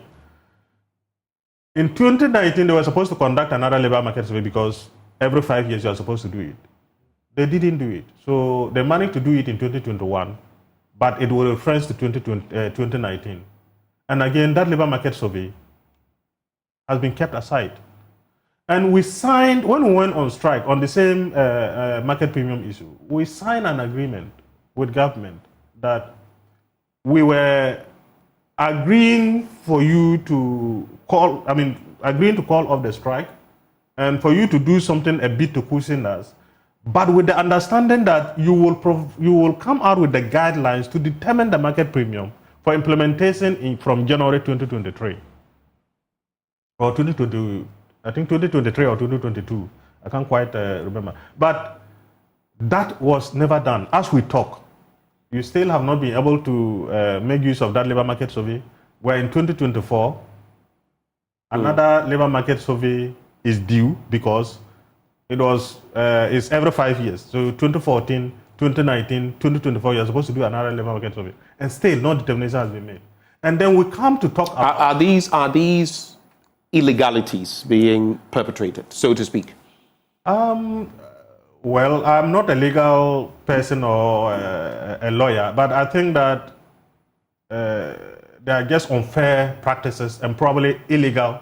I don't want to venture into an area that I'm not very conversant with, and I don't want somebody to come and tell me that, oh, if you think it's illegal, go to court. The point is that. But in any case, these surveys are conducted for a purpose. Yes. Including marking up the premium. Yes. To ensure that people are getting fair wages. Exactly. So if it's been conducted in 2014, yes, white paper. Yes.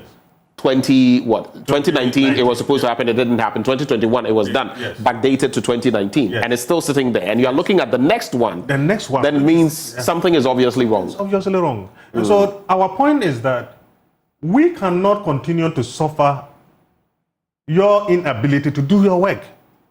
You feel the Fair Wages and Salaries Commission is failing to do its work? It's failing to do its work because you are the state institution mandated to determine it. So if you have on how many occasions been not able to do it, and you continue to insist that we should suffer it, it's simply unfair. And you are a Fair Wages and Salaries Commission, we expect you to be fair.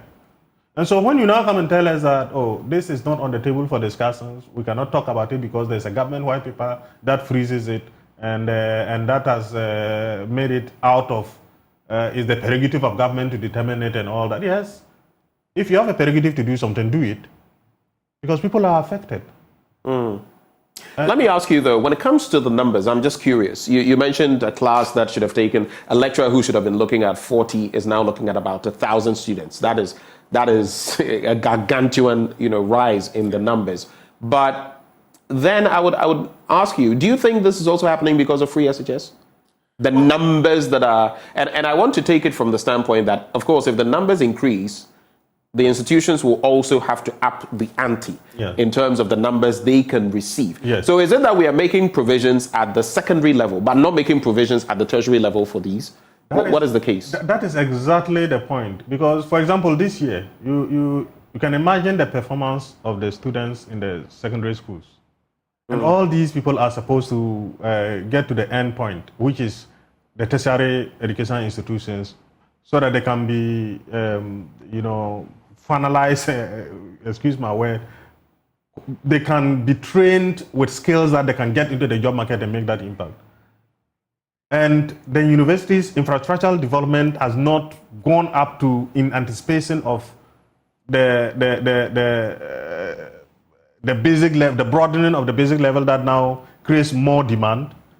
And in terms of human resource, the number of lecturers still remain basically the same. And so that is the point. There are two ways. You either, when you are expanding at the base, you should be thinking about what happens at the top. But if we expand at the base and then we limit the top. And one of the things that we have also been concerned with is for example, some of the professional programs that students want to do in the universities. You have over, say, 1,000 students applying to do pharmacy. And then you have the professional body, I think the Allied Health Council, or I can't quite remember, or the Pharmacy Council, saying that you can only admit 75. Wow. What do you do? Out of 1,000? Out of 1,000. What do you do with That's less than 10%. That's less than even 10%. That's about 7%, actually. Yes. So what do you do with the rest? And you have increased the base. You have students have performed. They are qualified. So now I get exactly what you mean. Because of these numbers coming through, because the admissions are getting bigger, so you're going to get more numbers, and you're still picking only a handful. Only a handful. Which means that you're going to have many more of these people who have been adequately trained but can't make it. Exactly. Of course, they may also tell you that, well, if you've been adequately trained, you should pass the exam, right? Yes. So exactly the point. And so it's a serious challenge, but probably that is for another maybe conversation that to be had. But the key point is that the university lecturers, and I'm talking on behalf of the technical universities and on behalf of the traditional universities, we simply are not interested in just holding the employer for ransom. We have given enough time to get the issues resolved. You cannot be negotiating on one thing for more than 1 year. We were expected, as I said, to complete this thing by January, so that implementation will take effect from by December, so the implementation will take effect from January. From January. We are still here. We have to leave, and my colleagues, the technical universities and the traditional universities, we have to leave what we are supposed to be doing. Students are reporting. Some of us are heads of department. There are deans of faculties. They are supposed to be looking into these students reporting and all that. But we have to leave that to come for a meeting, to negotiate, and come and you tell us. I was on the campus of the University of Ghana yesterday, and yes, students are reporting. And you have staff doing all kinds of things. Yes. So we have the mandate to make sure that these students, especially those who are coming for the first time, are properly taken care of, to settle and be able to transition from being with their families to coming to now be on in their own and all that. We have that responsibility. And so when you keep, delaying us and keep inviting us to meetings that don't, yield significant results and dragging the whole process, you are creating problems across the cane. And that in all of this, I don't know whether Benjamin Arthur is still head of the Fair Wages and Salaries Commission. He's a CEO. Okay, so he's still the CEO. Yes, please. Have you met him personally on these matters? Has he been a crucial part of these negotiations or interactions? He has been the one we are negotiating with. He himself? Yeah, he himself. Okay. Yes. He was at the what has been his posturing? What has been his approach to these negotiations? What is, from where you sit as national president of UTAG, and of course you say you are speaking for the technical universities as well, that is TUTAG. Yeah. How do you feel in terms of his actions and maybe inactions? I think that, first of all, whatever comment that I'm going to make is not on the person of Engineer Atta. Okay. I want to make that comment on the institution. Okay. And so that when he listens to whatever I'm going to say, he shouldn't. He doesn't think it's a personal attack. A personal attack on him. Right. It's about the institution. The institution by law is the one that is supposed to be able to commit government in terms of these conditions of service and salaries and all the rest of it. We just want to tell the commission to assert itself and do what it has been asked to do as by law. Because the instances of, I have to go and consult, it's just becoming too much. And those that you are supposed to go and consult, they are also supposed to be at the meeting. So if they are refusing to come to the meetings, and then each time we have to travel all the way and come, and then you have to say, okay, I can only do this, so the rest I have to go and consult. I can only do this, the rest I have to come and consult. And you keep protracting, and we are not able to get a resolution within the shortest possible time. I think that something is wrong somewhere. And so the Fair Wages and Salaries Commission, they will have to assert themselves and either say that, okay, the law says that we are the people that have the mandate to negotiate on salaries and all that, but practically we are not able to do it. So let's have a broader conversation about it. Or they should insist to go by the law and get things done. Do you then, by extension, do you feel the Fair Wages and Salaries Commission has not lived up to its role, has not lived up to expectation, at least as far as your issues are concerned? That is the feeling of the over 8,000 members that I talk for. They have that feeling that Fair Wages and Salaries Commission have failed them. Fair Wages and Salaries Commission is not fair as it's supposed to, as suggested in its name. And Fair Wages and Salaries Commission cannot be trusted. That's the feeling. And it cannot be trusted. Yes, and they can talk to any of the UTAC members on UTAC or TUTAC members across the campuses. And one of the things that the subculture that is being cultivated across the universities, and which is a very bad thing that we try to stop, is that the feeling that you cannot make any significant progress just by engaging without going on strike. And so when you have a situation where members have that feeling that, look, Master, you are wasting your time. What you are asking for, you won't get it unless you twist some arms. Unless you twist some arms. It's a serious national issue that they have to deal with. All right. It's bad. We'll get to the standpoint of the industrial action in a bit. I want to save that for last and what this could mean. No one wants to hear of that. You remember in the 90s at some point, even the 80s and 90s, and constant strikes, students never getting to graduate. It could take you many more years to complete a course, a program. But I have this message coming through. Kay says, I don't think enough is being done to aid both the secondary institutions and universities with a surge in the number of students. Ben, I had to buy a bunk bed for my daughter when she went to SHS this year. If I didn't do that, she would have to put her mattress on the floor and sleep. The government needs to up its game in providing the enabling environment for both the teaching and learning atmosphere. Is this something that resonates with you? Completely. And the truth is that you will do that. The student goes and, yesterday I was talking to a colleague, the student goes and get aggregate 7 and cannot get admission into the university to do medicine because, yeah, but that's the placement system, the CSSPS. So, are those problems you have with this? No, we don't do the placement system. It's the individual universities that do the admission. Right. But simply because we did not invest in the infrastructure to expand and also to recruit, to expand what the universities can handle, you have all these students qualifying and they are not able to get admissions. And so this person, as is put in, you suffer like that. You have to buy for. He has to buy a bunk bed. And a bunk bed. Yeah, and in some instances, people have to be cooking and sending food to their wards and all that. But they will do all that and come and they are qualified to go to the university, and then it becomes another problem. And so it is something that resonates. And the university halls, let's just go and check.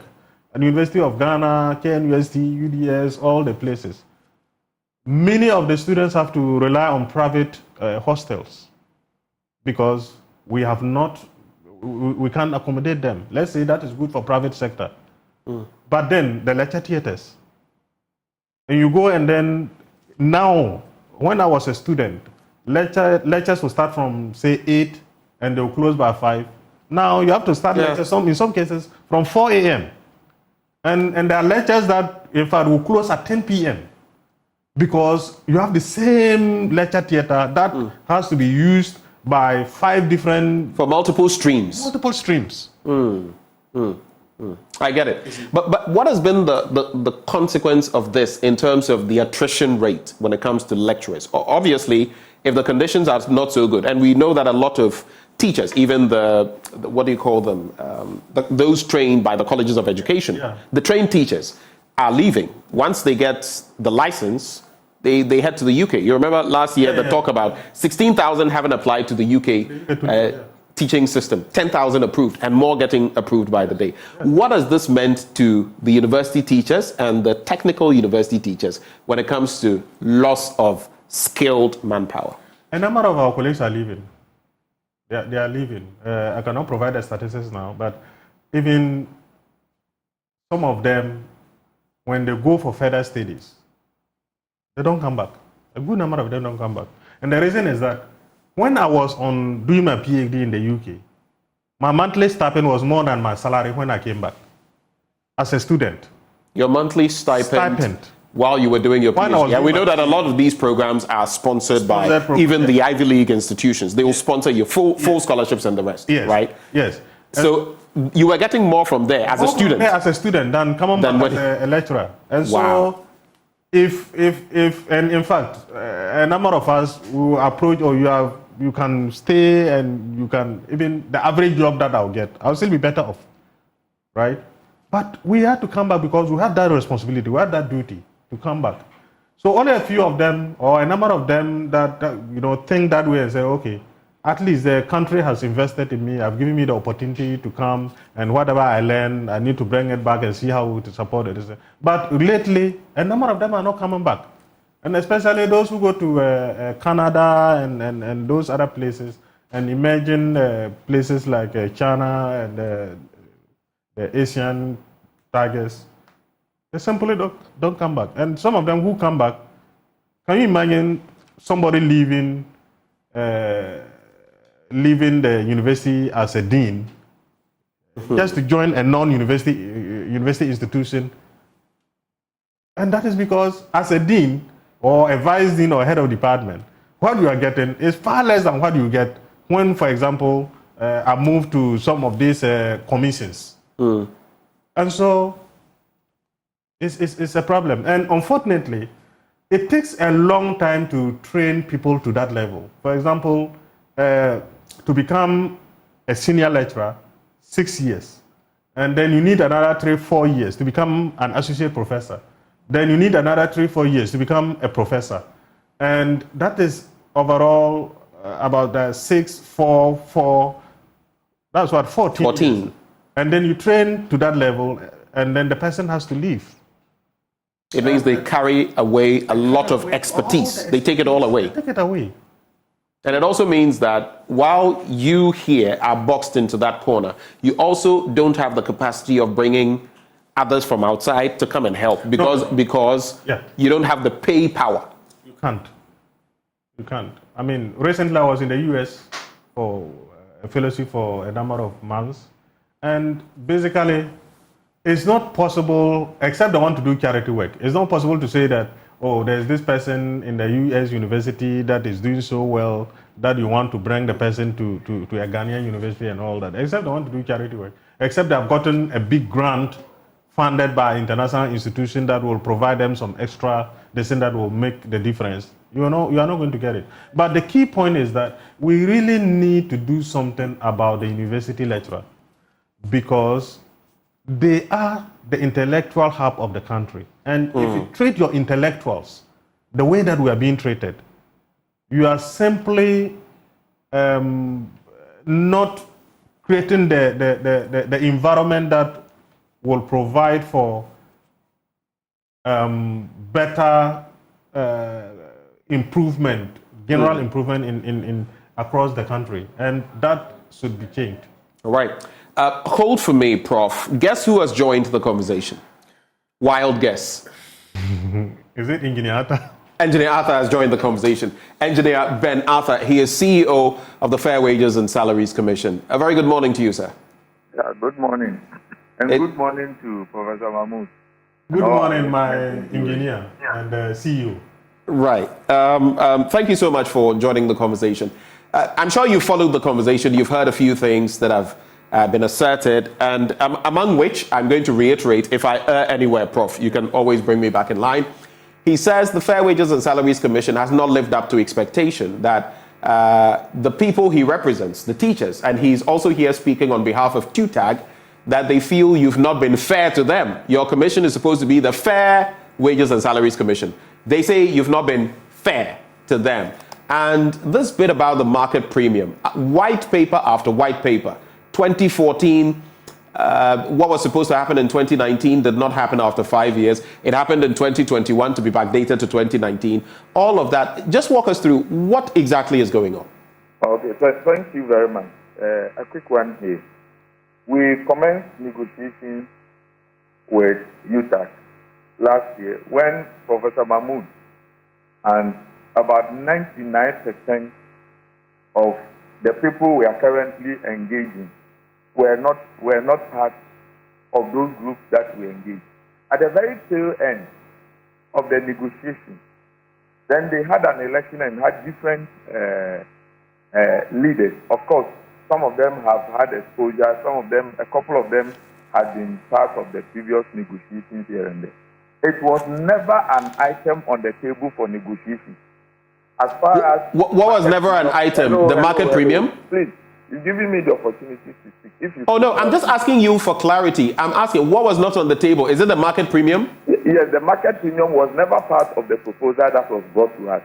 Okay. Simply because we have a standing agreement signed on the 3rd of March 2022, which the parties, we can make copies available to you, which the parties agreed, government and UTA agreed that because of the white paper, which makes it not negotiable, we could look at an alternative, and that was done.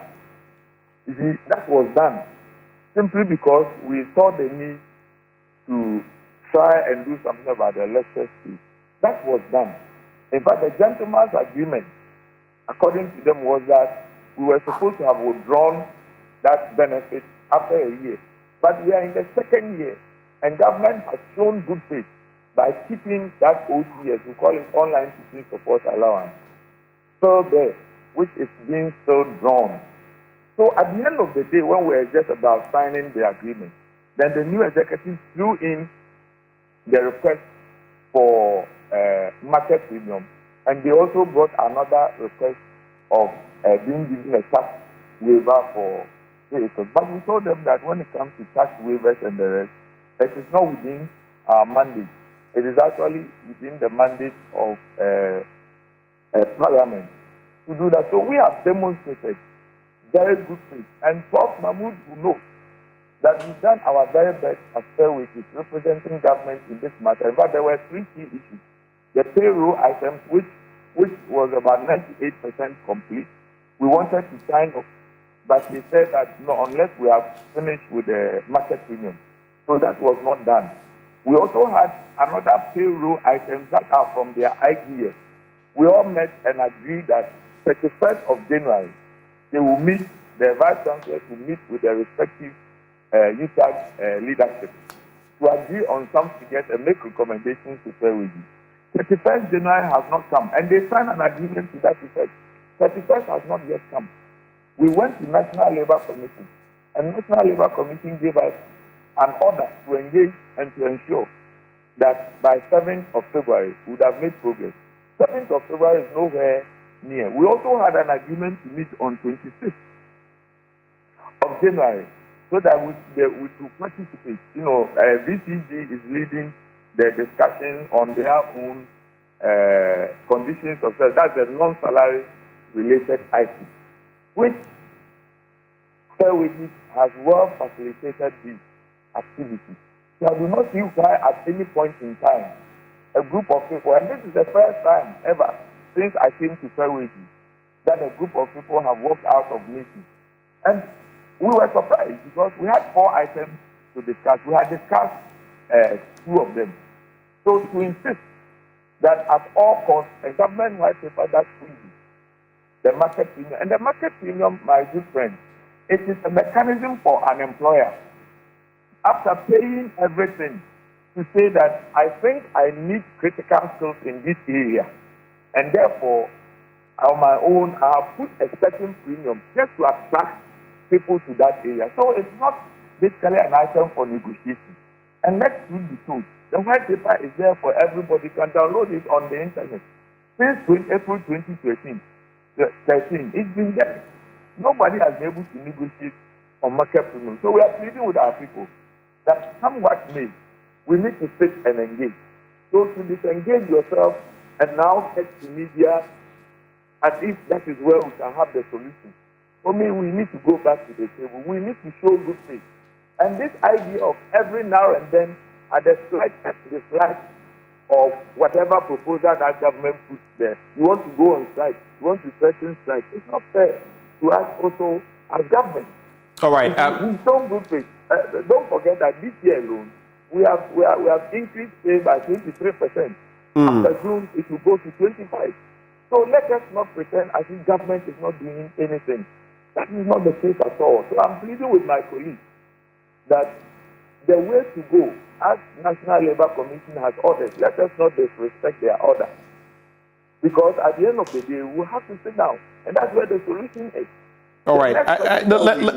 If I may. If you permit me, the critical question that we ask is that our honorable professors, they have taught us to dialogue. Don't they have faith in dialoguing? Is it agitation that they believe in? Obviously, no. So we invite them back. That for me, I will never walk out on anybody at a meeting, no matter how angry I am. I will never do that. So respectfully, we are asking them to come back to the table and engage, because we still have some time to finish off. Now, to disengage yourself means that all the items, the IGF-related items, your own codified conditions of service, how do you go back and engage your management on this? So we need to engage. All right. I'm not letting go of you yet. I just want to ask a follow-up question. Then I'll bring in Prof for some responses and I'll come back to you. But I'd just like to find out from you. In their statement they put out, they accuse you of bad faith. Now, you are saying they should have good faith. Prof, initially, when we started the conversation, he made mention of the fact that it appears for many aspects of our society, if you want action, what his own colleagues have been telling him, you must go on strike, because it appears, like they said, which negotiation goes on for about a year. We can go as far back as 2007. No, please, let me land with a question, then you can answer. Hello. Can you hear me, Mr. Arthur? Yes, I can hear you. I lost a bit of your... But okay, so what I'm saying is, you are saying they should demonstrate good faith. I am saying that according to Prof, some of his own colleagues are telling him that the only way to get some action is to go on strike. Now, you also know of the brain drain, everything. They are losing lecturers. They can't bring in lecturers because of, the wage disparities. And the little that they have, many of them are going to, like Prof said, Canada, UK, and the rest. You know of the statistics where 16,000 applied to the UK alone, only last year, with over 10,000 in there. Do you feel, I just want to ask you, do you feel in terms of the premiums, in terms of salaries, our lecturers are getting what they deserve? Thank you. Let me be very candid with you and all our viewers and listeners. When you do such comparison, you want to compare Ghana to Canada and UK, you must know that these two countries have different economic ability. So when you put the concept in this premise, you've just lost it. Because these two countries that we are comparing Ghana with have different economies. So that would be very difficult to really... How about... No. I'm just adding to what you're saying. How about, in recent years, KNUST was trying to get a Zimbabwean lecturer. Zimbabwe. He did not come because he felt our wages were too low. You've given me a question. Can you permit me to answer? I am only adding to, you say Canada and UK, and I'm saying, how about Zimbabwe? You didn't cite Zimbabwe, I'm begging you, please. We're not adding. Canada, and these are the issues that we spoke to. You must know that they came with more than 30 items. Government was able to negotiate with them, and we agreed on all of them, with the exception of 2 items that were outstanding. So you cannot conclude anywhere that government is showing bad faith. After all, we were seated, we were still engaged. So when you coerce, when you use intimidation, which is against the tenets of the labor law, and I say that we need to demonstrate good faith. That is what we need in order to make progress. So there is nothing like government is showing bad faith. Okay. Government does not intend to show bad faith, and government is committed in engaging. And we are asking them that this idea of always threatening to go on strike and thinking that it is only when you go on strike that you must be heard. Once we are sitting with you and we are here to you, we are listening to you, and we have done almost all the items, and we are left with 2 key items to go. So I never say that government is not giving you the attention, and therefore it is when you go on strike that you will be heard. Okay. We need to dissociate ourselves from chaos and the rest. And I'm pleading with them that the solution lies in engagement. Okay. Just hold for me, please. Please hold for me, Engineer Arthur. Let me bring in Prof. So he's mentioned, for example, that there were other meetings you should have had 26th of January, 31st of January, 7th of February. Why did you walk out? He says that's the first time he has seen something like that. And he talks about the fact that they've displayed utmost good faith. They even had a gentleman's agreement with you for a year. It's extended into a second year. And it's not within their mandate, some of the things you're asking for. It's within the mandate of the purview of Parliament. How do you respond? Thank you. And thank you, Engineer, for joining the conversation. First of all, let me say, you said we signed an agreement in 2022, in March 2022, agreeing that because market premium and the rest cannot be, market premium could not be touched, then you were coming on with something, OTSA.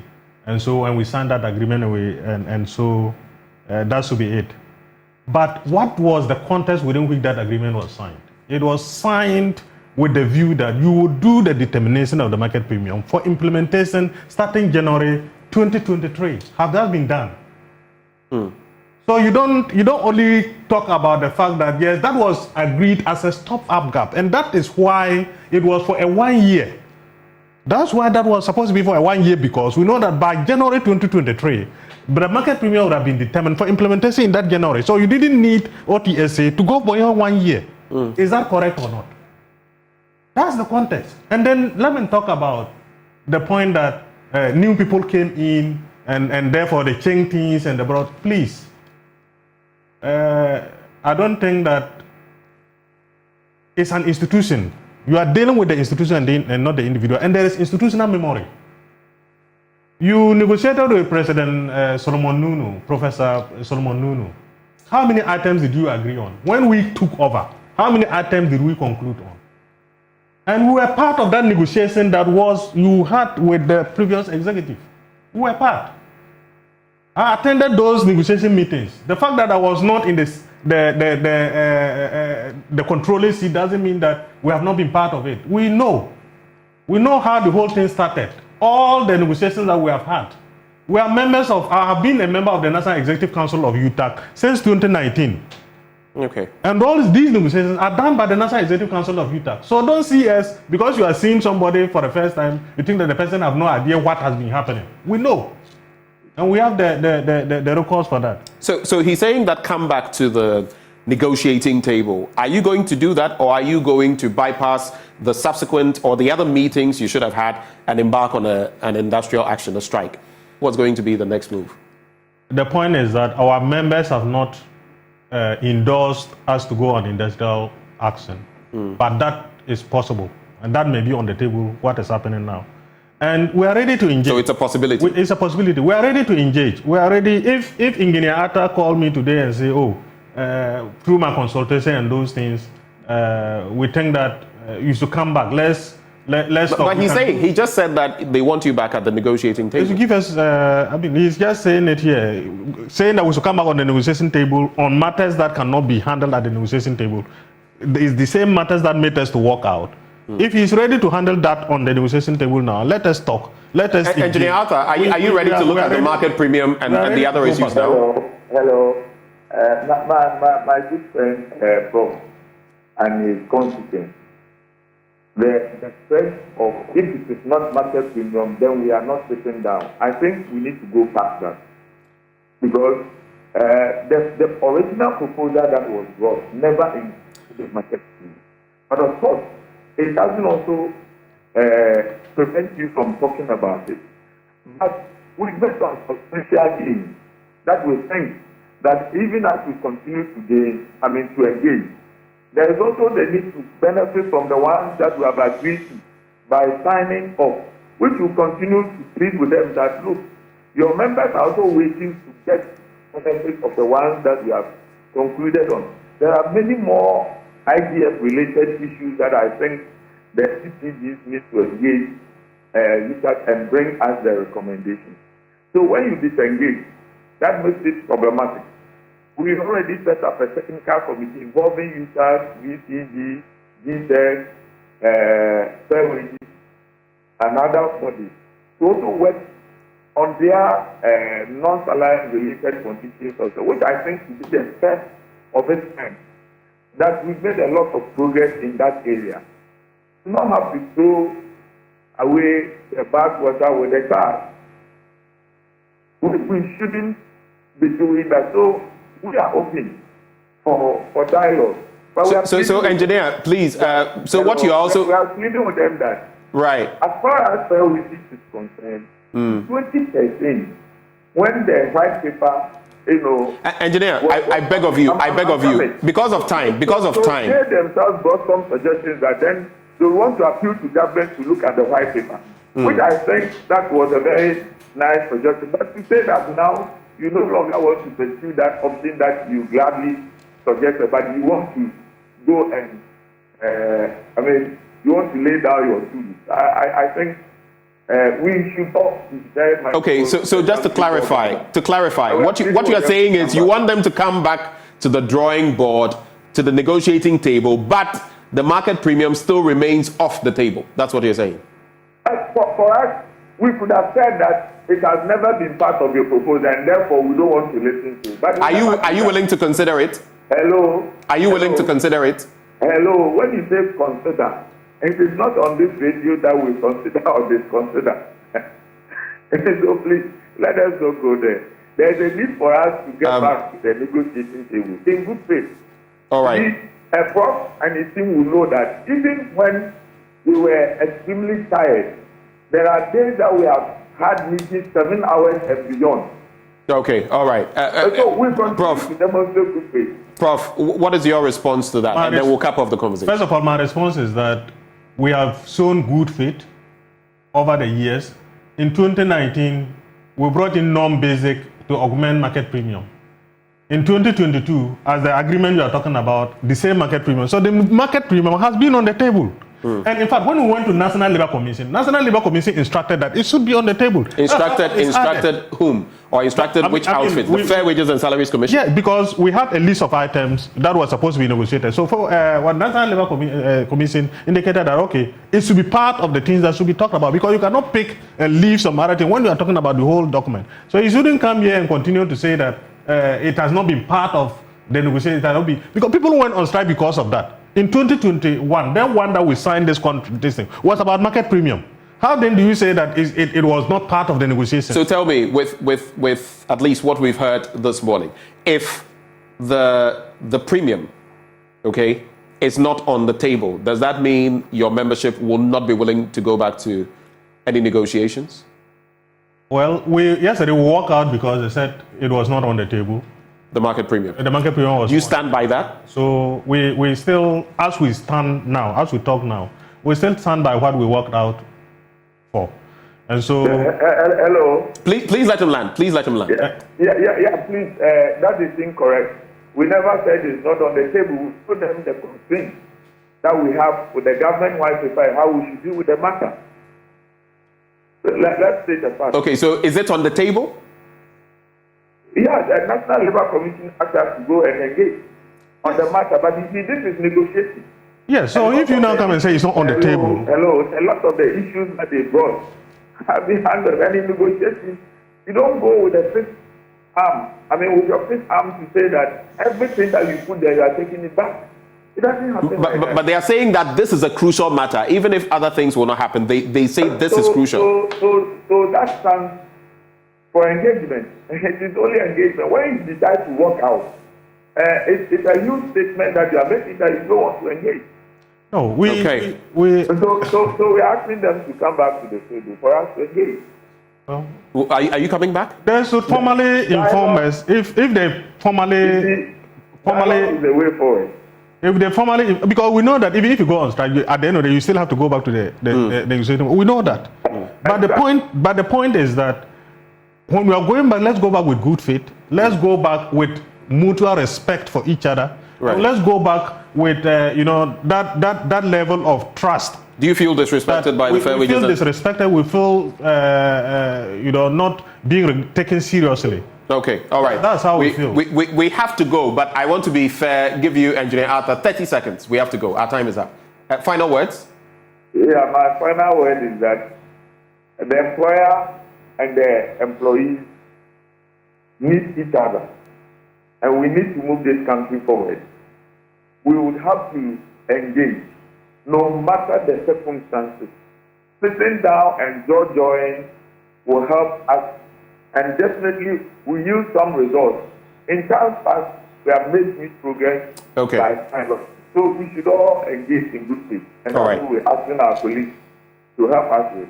All right. Thank you so much, Engineer, for joining the conversation. Engineer Ben Arthur is CEO, Fair Wages and Salaries Commission. He joined the conversation midway. And of course, we've been having an interaction with the National University Teachers Association of Ghana president in the person of Professor Mamadou Akudugu. He also has been speaking here on behalf of TUTAG, the Technical University Teachers Association of Ghana. This is that conversation we've brought to you. Of course, the brain drain continues ad nauseum, if you like, but how do we stem the tide of that? But coming up next, after the break, we'll also be going through data derived from Ghana's 2021 population and housing census, indicating that a significant number of individuals have divorced. I'm talking about 553,065 individuals and another 405,090 who have gone through separation. The question is, what exactly is happening? What accounts for the disparities? That conversation up next on the AM show. Do say.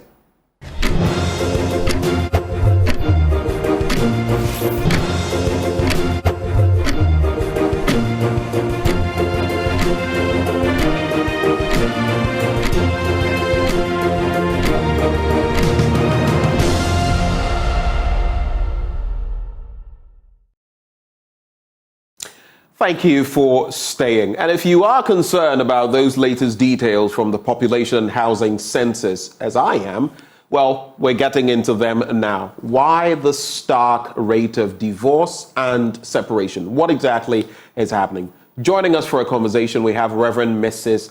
Catherine Onwi Odokwit, Family Renaissance International. That's the entity she is with. And we also have joining the conversation to lay the bed for the conversation, our own in-house data analyst and research analyst as well, Kofi Ajay.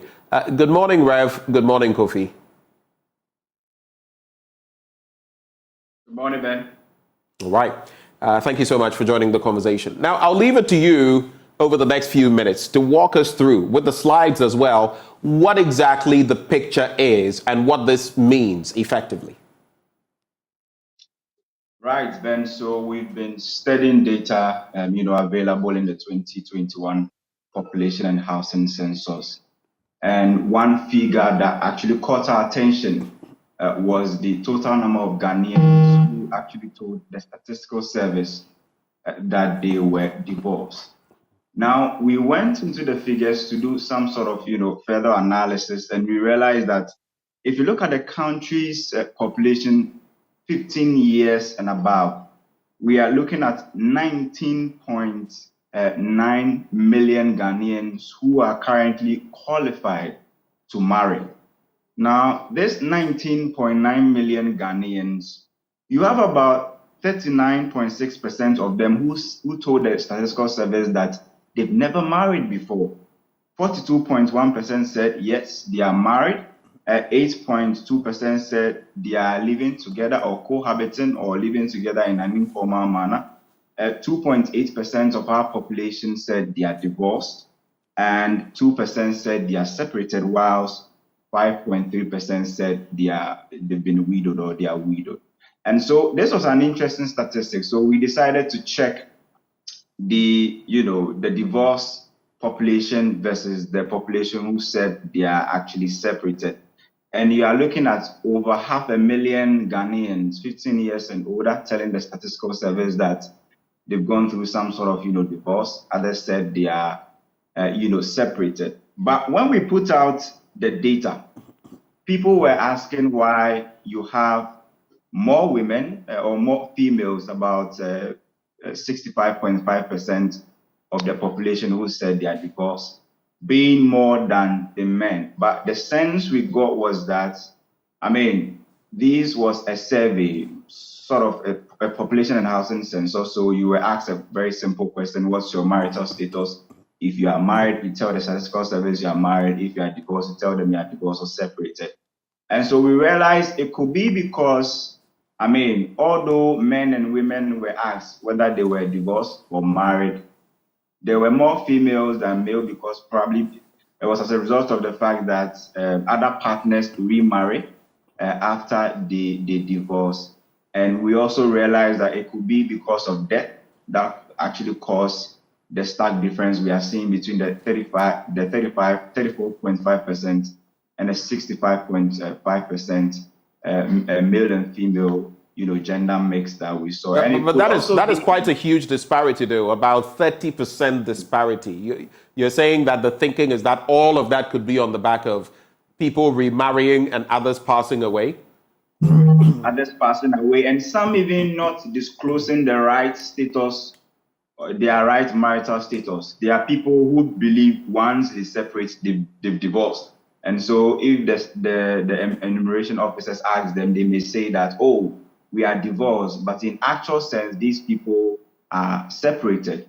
And there are people who also do not like to be tagged as divorced, so they might tell you they are single, or they are not married, they are unmarried. So these were some of the factors that we feel caused the difference in the stark difference between the male and female, gender mix. And for the sake of clarity, in this context, at least per the population and housing census in 2021, separated means a person who no longer has common living arrangements with a spouse, but whose marriage has not been declared customarily or legally dissolved. And then divorced means a person whose marriage has been annulled or dissolved either in a court of law or by custom and has not remarried. Okay. Mm-hmm. All right. So that actually puts the conversation or the discussion in an interesting perspective. So that tells you that there are people who will decide to say they are separated. Meanwhile, they are divorced, or they can say they are divorced, but they are separated, or they can say they are single, or they've never married before, or they are unmarried, just to actually protect themselves of a certain stigma. So these were some of the reasons why we feel that there's a stark difference between the figures. And then if you look at the regional breakdown, the Ashanti region is leading. It's the region with the highest number of divorcees, or persons who told the statistical service that they are divorced. We are looking at over 114,000 persons who told the statistical service in the Ashanti region above age 15 that they are actually divorced. But I also want us to look at one other interesting statistic or feature that we were looking at in terms of the figures. So we were looking at Ghana's married population, or the persons who told the statistical service that they are married. So we looked at the data from the 2000 census versus the 2010 census and the 2021 population and housing census. So in 2000, you have 45% of Ghanaians 15 years and older telling the statistical service that they were married. Now in 2010, this percentage reduced from 45% to 43%. So we lost about 2 percentage points there. And in the population, the most recent population and housing census, the 2021 one, we have just 42.1%. So right from 2000 to 2021, you see that persons in Ghana, the percentage of Ghana's population 15 years and above who declare that they are married has actually declined from 45% to 42.1%. On the other hand, people who are living together but are not officially married, the population or the percentage of Ghana's population in that category is actually on the rise. So we've moved from, 5% to now 8.2%. Divorce, on the other hand, has declined from 4% in 2000 to now 2.8%. And also, the population who said that they are separated has actually been held constant from 2000 to 2021. So those are some of the interesting statistics that we found in the population and housing census data, and we decided to share.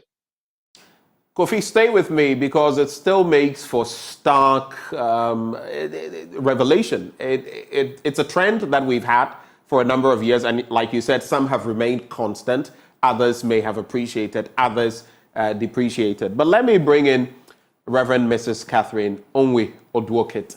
Thank you so much for joining the conversation, Rev. Hello, Reverend. Yeah, can you hear me? I can hear you loud and clear. I hope I did not murder your name too badly. You did very well. Thank you very much. Are you any surprises in these figures? Are you surprised in any way at how high the figures are? I am. Anybody who wouldn't be surprised will not be normal. It's very surprising. As much as I know ahead of time that there will be issues with the statistics of divorces, I never thought it would be this astronomical. This is just not acceptable. So we are looking at over 500,000 divorced, over 400,000 separated.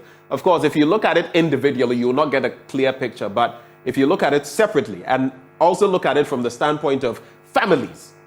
So from each of these comes from a family of maybe 4, 5 or something of the sort. They may have children. Then you realize what ripple effect this has on the rest of Ghanaian society. But from where you sit, I do not know. I may have to ask Kofi again whether there is a disaggregation letting us know, for example, how many young people, maybe those getting married in the 20s and all of that, how many of them are divorcing? That I do not know. But what do you think is accounting for this, Rev? Personally, having been in the family ministry for over 20 years, I would say it's ignorance. I believe that people are marrying for the wrong reasons. I'm telling you. The truth is that people are marrying for the wrong reasons. I think majorly people marry because they think they are looking for love and because of the physiological changes and because of probably the benefits they think they will get out of marriage. And then they get in there and discover that the dynamics is very different and they can't stand it. Ill preparation for marriage will certainly expose people to fleeing, not running, they will flee. Because marriage is real work. So I believe what is constituting to these high numbers that may not, if we do not intentionally do something about it, it may not come down, is the fact that people must begin to be taught on what marriage is about and how to prepare for it and not rush into it because they want sexual satisfaction. Because to a great extent, people use the product of wanting a sexual partner above all of probably financial covering or insurance or security for want of better words to rush into it, and then they get in there and they discover that much more is required. So quite a number of factors come into play. But some will quote the Bible back at you and say that it is even written that at some point a man, in order to control his lust and all of that, I'm just quoting in that context, will then move on and get a marital partner. How would you respond to those? I would not say much. I would only sympathize with the person's ignorance because scripture is to be interpreted correctly. And when you don't understand scripture and then you wrongly embrace a perspective that will be self-destructive, then it's your fault. So let me use this platform now to say, when the Bible says you should, and I'm quoting right now in 1 Corinthians 7 because that's, I think, where you were looking at, 1 Corinthians chapter 7. It says, in order to avoid fornication, verse 2, let every man have his wife and let every woman have her own husband in order to avoid fornication. So somebody standing on that will embrace marriage based on the fact that they don't want to commit fornication. But I don't want to actually dwell there because there is so much to say. But you see, Marriage is not only founded on sex. As married people carry out a survey, you'll be shocked that most married people don't even have sex, don't indulge in it. Because marriage comes with a lot of responsibilities and demands. So if you are going into marriage because you want sensual gratification, stress of school fees, house rent, in-law interferences, friends interferences, politics, a lot of other things will certainly mitigate against your ability to even have what made you enter in the first instance. So you're saying... Okay, go ahead. You're saying that a lot of these people entering into marriage have misplaced priorities. They don't have a proper understanding of what they're getting themselves into. Exactly so. But you see, I am Catholic, for example, and proudly so. Usually the counseling that people preparing for marriage would go through. I mean, a long time ago, it used to be pretty extensive. Now it's about a year. In some instances, maybe 6 months, depending on what concessions are made. But they go through rigorous exercises and all of that, counseling with people who are married and all of that. And I know other Orthodox churches, I cannot vouch for the non-Orthodox churches, also go through similar experiences. Definitely parents will come in and also give advice. Are you saying all of that is just like water off a duck's back? It's not having an impact? I wouldn't want to be quoted as saying so, but I'll put certain facts straight. You see, when people wait to receive counsel for marriage after they have been hooked, there is a high tendency that because of the feeling and the euphoria of getting married, people don't listen. When people fall in love, they do that thing, they get into that sphere where they say they are falling in love. Much of what you say will not make meaning to them. When people think they have already fallen in love, when they see red light means green light. So waiting to receive counsel when you have found a partner to marry, to a great extent, is a disservice to the marital institution.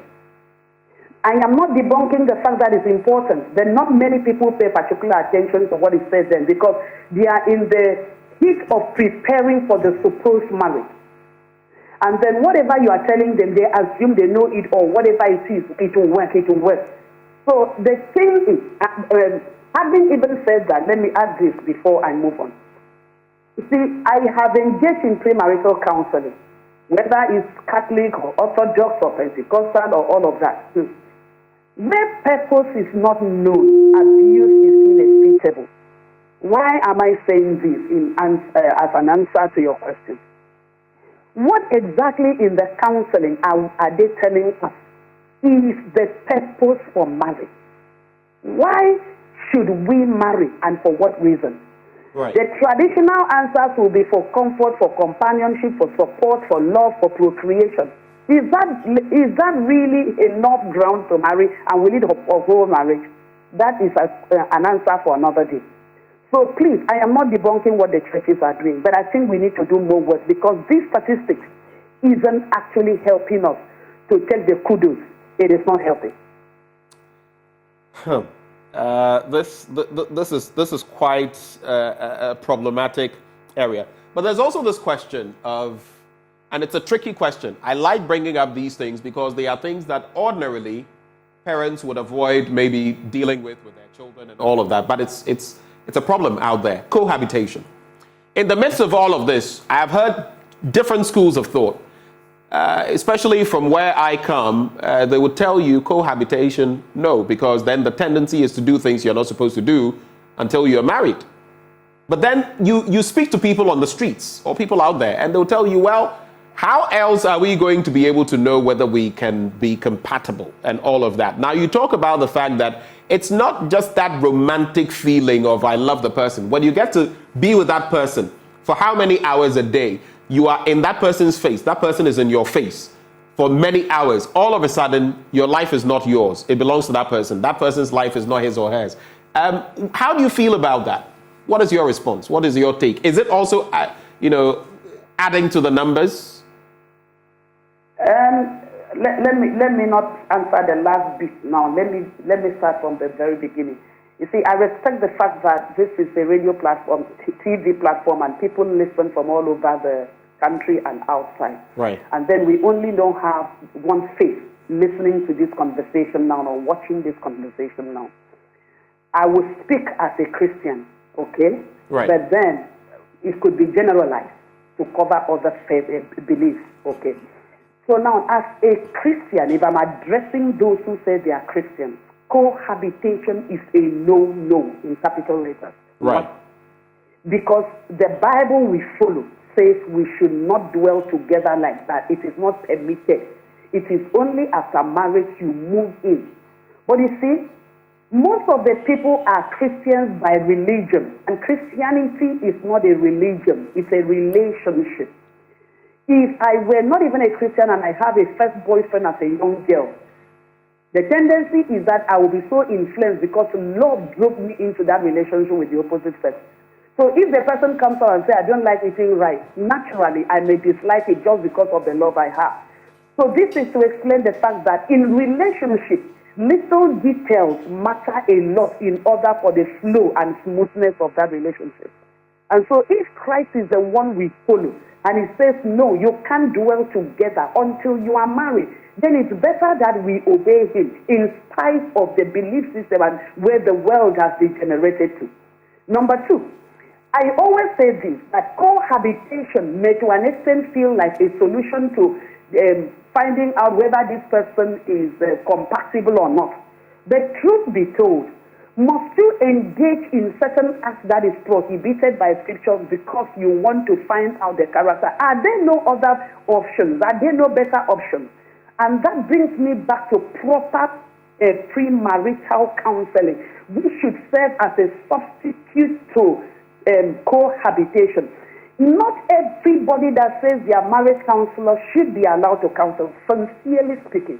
We are a family ministry. I will not give kudos only to my family. There are pockets of people like that. So cohabitation is a no-no for Christians. And then, learning to live with somebody under the same roof over time and producing children into the structure that is not appended to, God's signature is not appended to, is not a solution to the problem. All right. Thank you so much for that answer. Please hold for me. I'll be coming to you for your final thoughts. Let me just let you know what I'll be asking you. So how do people properly prepare for marriage? What are some of the things to look at? And then in terms of the social systems, what more can we do to mitigate the spate of divorce and separation? But just hold for me. Kofi Adjei, so you have been giving us the data. I heard you give out data on cohabitation. Can you rehash that for me? And maybe give us your final words as well.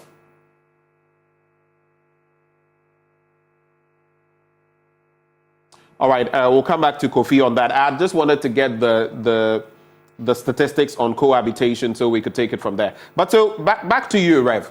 What do you think in these two areas? What can we do? How do people properly prepare for marriage in about a minute? And then the social systems. How do we mitigate the impact or the rise in divorce and separation?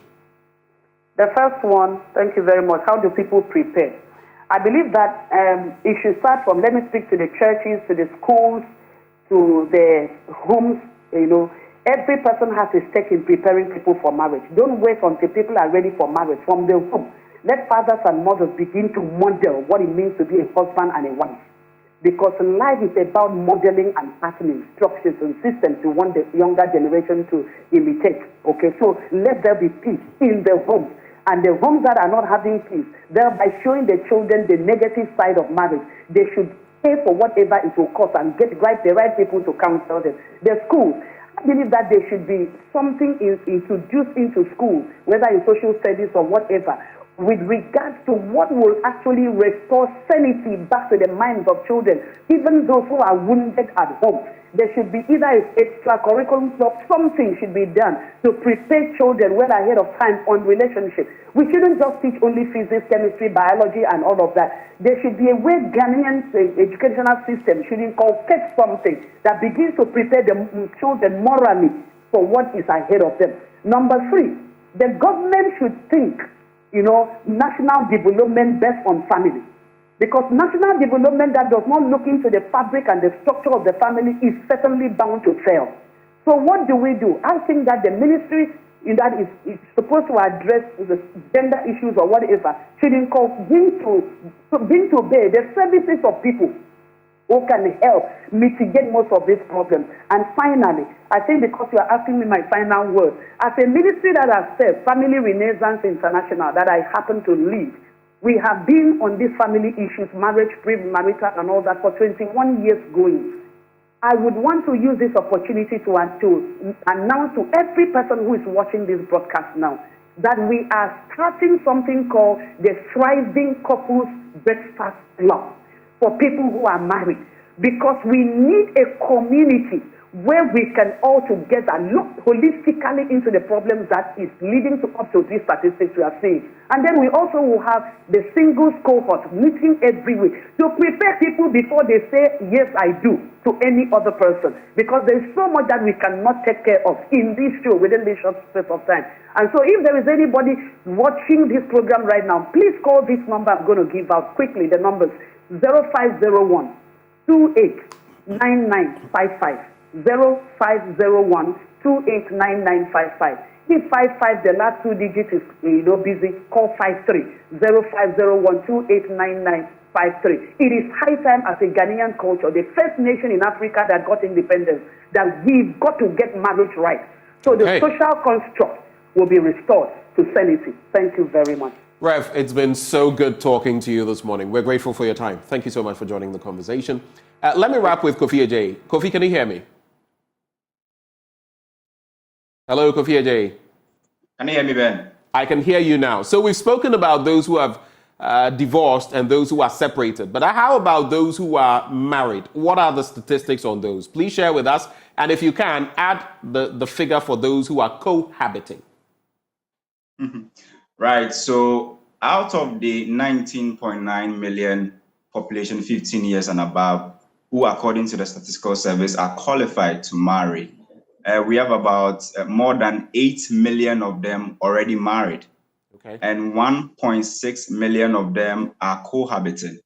And just like we said, we looked at it in the statistics. If you look at the population of Ghanaians married, the proportion has been reducing from 45% to now 42.3%. But if you look at it in other different pictures, like the cohabiting is actually on the rise, moving from 5% now to about 8.3%. Okay. So it's not a hopeless situation. Yes, there's a high rate of divorce, high rate of separation, but quite a number are also married and remain married. And majority are actually cohabiting. Well, that's how we're going to cap off the conversation. Thank you so much, Kofi Ajay, in-house data and research analyst, joining the conversation.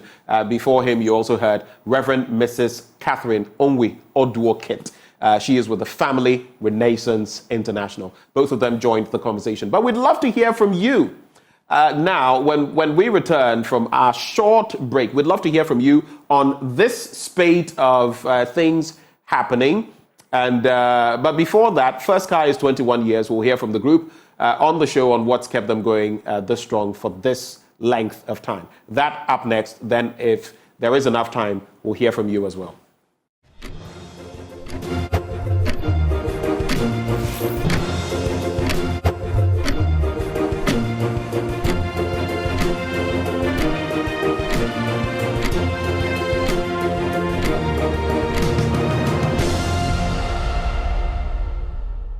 Yes, and what you see there, of course, First Kai is 21 years. We're going to hear from them on the show this morning as we host our guests, Mercy Nakoshi Bwampong, Thanksgiving Planning Committee Chair and CEO, Serene Insurance Limited. Yes. Thank you, Mercy, for joining the conversation. Together with my partner, Neelam Kai Lawson, Communications Manager, First Kai Group. Thank you for coming. Thank you for having us. Okay, so let's talk a bit about First Kai Group. You're 21 years. Walk us through a bit of this journey. Okay, so First Kai Group is a wholly owned Ghanaian company, birthed 21 years, through the vision of one man, Eric Sedi Kutoche, and the wife, Rose Aku Kutoche. It started as a construction company, that's First Sky Limited, and they went into construction and then we're doing construction. Now it's grown to be a #1 construction company in Ghana with all the modern construction equipment, employing over 3,000. So the total workforce within the group is over 5,000. Yes, First Sky Limited has the largest workforce. Then, in the course of the period, they were doing a construction work in the Volta region, somewhere in the Volta region. And our executive chairman, Eric, saw some people smuggling cocoa from Ghana to Togo. So he asked them, why are you sending the cocoa to and said they were not getting, the response was that we are not getting anybody to come and buy the cocoa. So we have to send it to the nearest place to sell it. So he did a visit to the Ghana Cocoa Board to engage the director then, that these people are send some buyers there, and then he was instructed to go and arrange to go and buy the cocoa himself. So he then set up First Sky Commodities Limited. So the birth of First Sky Commodities was through their construction activities in an environment where nobody was buying the cocoa which was being grown locally. Wow. After First Sky Commodities, then he went into the hospitality industry. So we have the Volta Serene Hotel. I've been there. You've been there. How was the experience? Wait, is it the one in Ho? Volta Serene Hotel in Ho. I may have. On the Kabakaba hills. It's the only 4-star hotel in the Volta region. It has over 300 rooms with very big conference and dinner halls. So you can hold any conference at that place. In fact, about a few months ago, the Chartered Insurance Institute of Ghana hosted its annual conference, and so you're doing great things. Yes, they are doing great things. After the Volta Serene, we have the Serene Insurance Company, of which I'm the CEO. Right. Serene Insurance Company, we are a general business company. We do all the non-life insurances. Then we have a rural bank at Spando, and with another operational office in Ho, that's Federal Rural Bank. Okay. And the last on the line is the First Sky Energies, which is currently constructing a 50 megawatts solar energy at Yendi. Okay. Yes. So quite an interesting package. Yeah. 21 years, Ni. What do you have on the bill? What are the activities you're looking at? Okay, so the activities we are looking at this year, under the theme, the faithfulness of the Lord never ceases, taken from Lamentations chapter 3, verse 22 to 23. Summed up briefly that the compassion of the Lord never ceases and his faithfulness are renewed every morning. We are having an all-night service, and then we are also having a Thanksgiving service. So the all-night service is tomorrow, January 12, 2024. It's starting at 10 p.m. to 5 a.m. at the Trinity Temple Assemblies of God Church at Community 10, Tema. Okay. So that's that. We have Reverend Maxise ministering. We have Reverend Sujith Alex, Thames North area leader for area superintendent for UK Assemblies of God. Is also, coming through. And then we have the Trinity Temple Alive Choir ministering on the day. The invitation is open to everybody. Come join us, our stakeholders, our friends, our partners. Indeed, we extend an invitation to you to join us in prayer tomorrow at Trinity Temple Assemblies of God. And Sunday is the big day, January 14th. Thanksgiving. Yeah, where at the Accra International Conference Center from 10 a.m. We are having our Thanksgiving service. And we are having the Chief Justice of the Republic of Ghana, Her Ladyship Justice Gertrude Saba Araba Saki Tokonu coming through. The guest speaker would be the most Reverend Dr. Paul Kwabnabuafu, the presiding bishop, Methodist Church, Ghana. You have the General Superintendent of the Assemblies of God, Ghana, Reverend Dr. Stephen Wingham as the chairman for the occasion, and he will be supported by the immediate past General Superintendent of Assemblies of God Church, Reverend Professor. Looks like a packed lineup that he has. The Archbishop will be there. Well. Reverend Dr. Lawrence Teta will be there. Okay. And again, it's also open to everybody. Come through. So free. Anyone can join you. It's free. It's free. Anybody who comes to tell you that there's a ticket for you to buy, look at that person with 2 eyes. In fact, not 4, but 2 eyes. I see. It's a service of thanksgiving for all the subsidiaries within the group, everybody, including our stakeholders. And our stakeholders include all our suppliers across the group, all our customers, all our partners. So everybody is invited. And for people to get a sense of the ambience on your screens, you would see images of previous Thanksgiving services that we have held. We go there with open hearts, with a lot of expectation, knowing that God will come through. And this year, we know that we would operate under open heavens. Under the grace. Yes. Well, in some 30 seconds each, what can those who will come through expect? What would you like to share with listeners as your parting words? I'll start with you, Mercy. Okay, so the Friday is all-night prayer and anointing. So if you join us on Friday at the Trinity Temple Assemblies of God Tema, you are going to have anointing of the Lord as well. And on Sunday, we have the Thanksgiving. We are not waiting till the end of the year before we give thanks. We are giving thanks right at the beginning of the year because we know that the faithfulness of the Lord is assured for us. And so please come, join us, and let's give thanks. And once we give thanks, the heavens will be open for greater things ahead.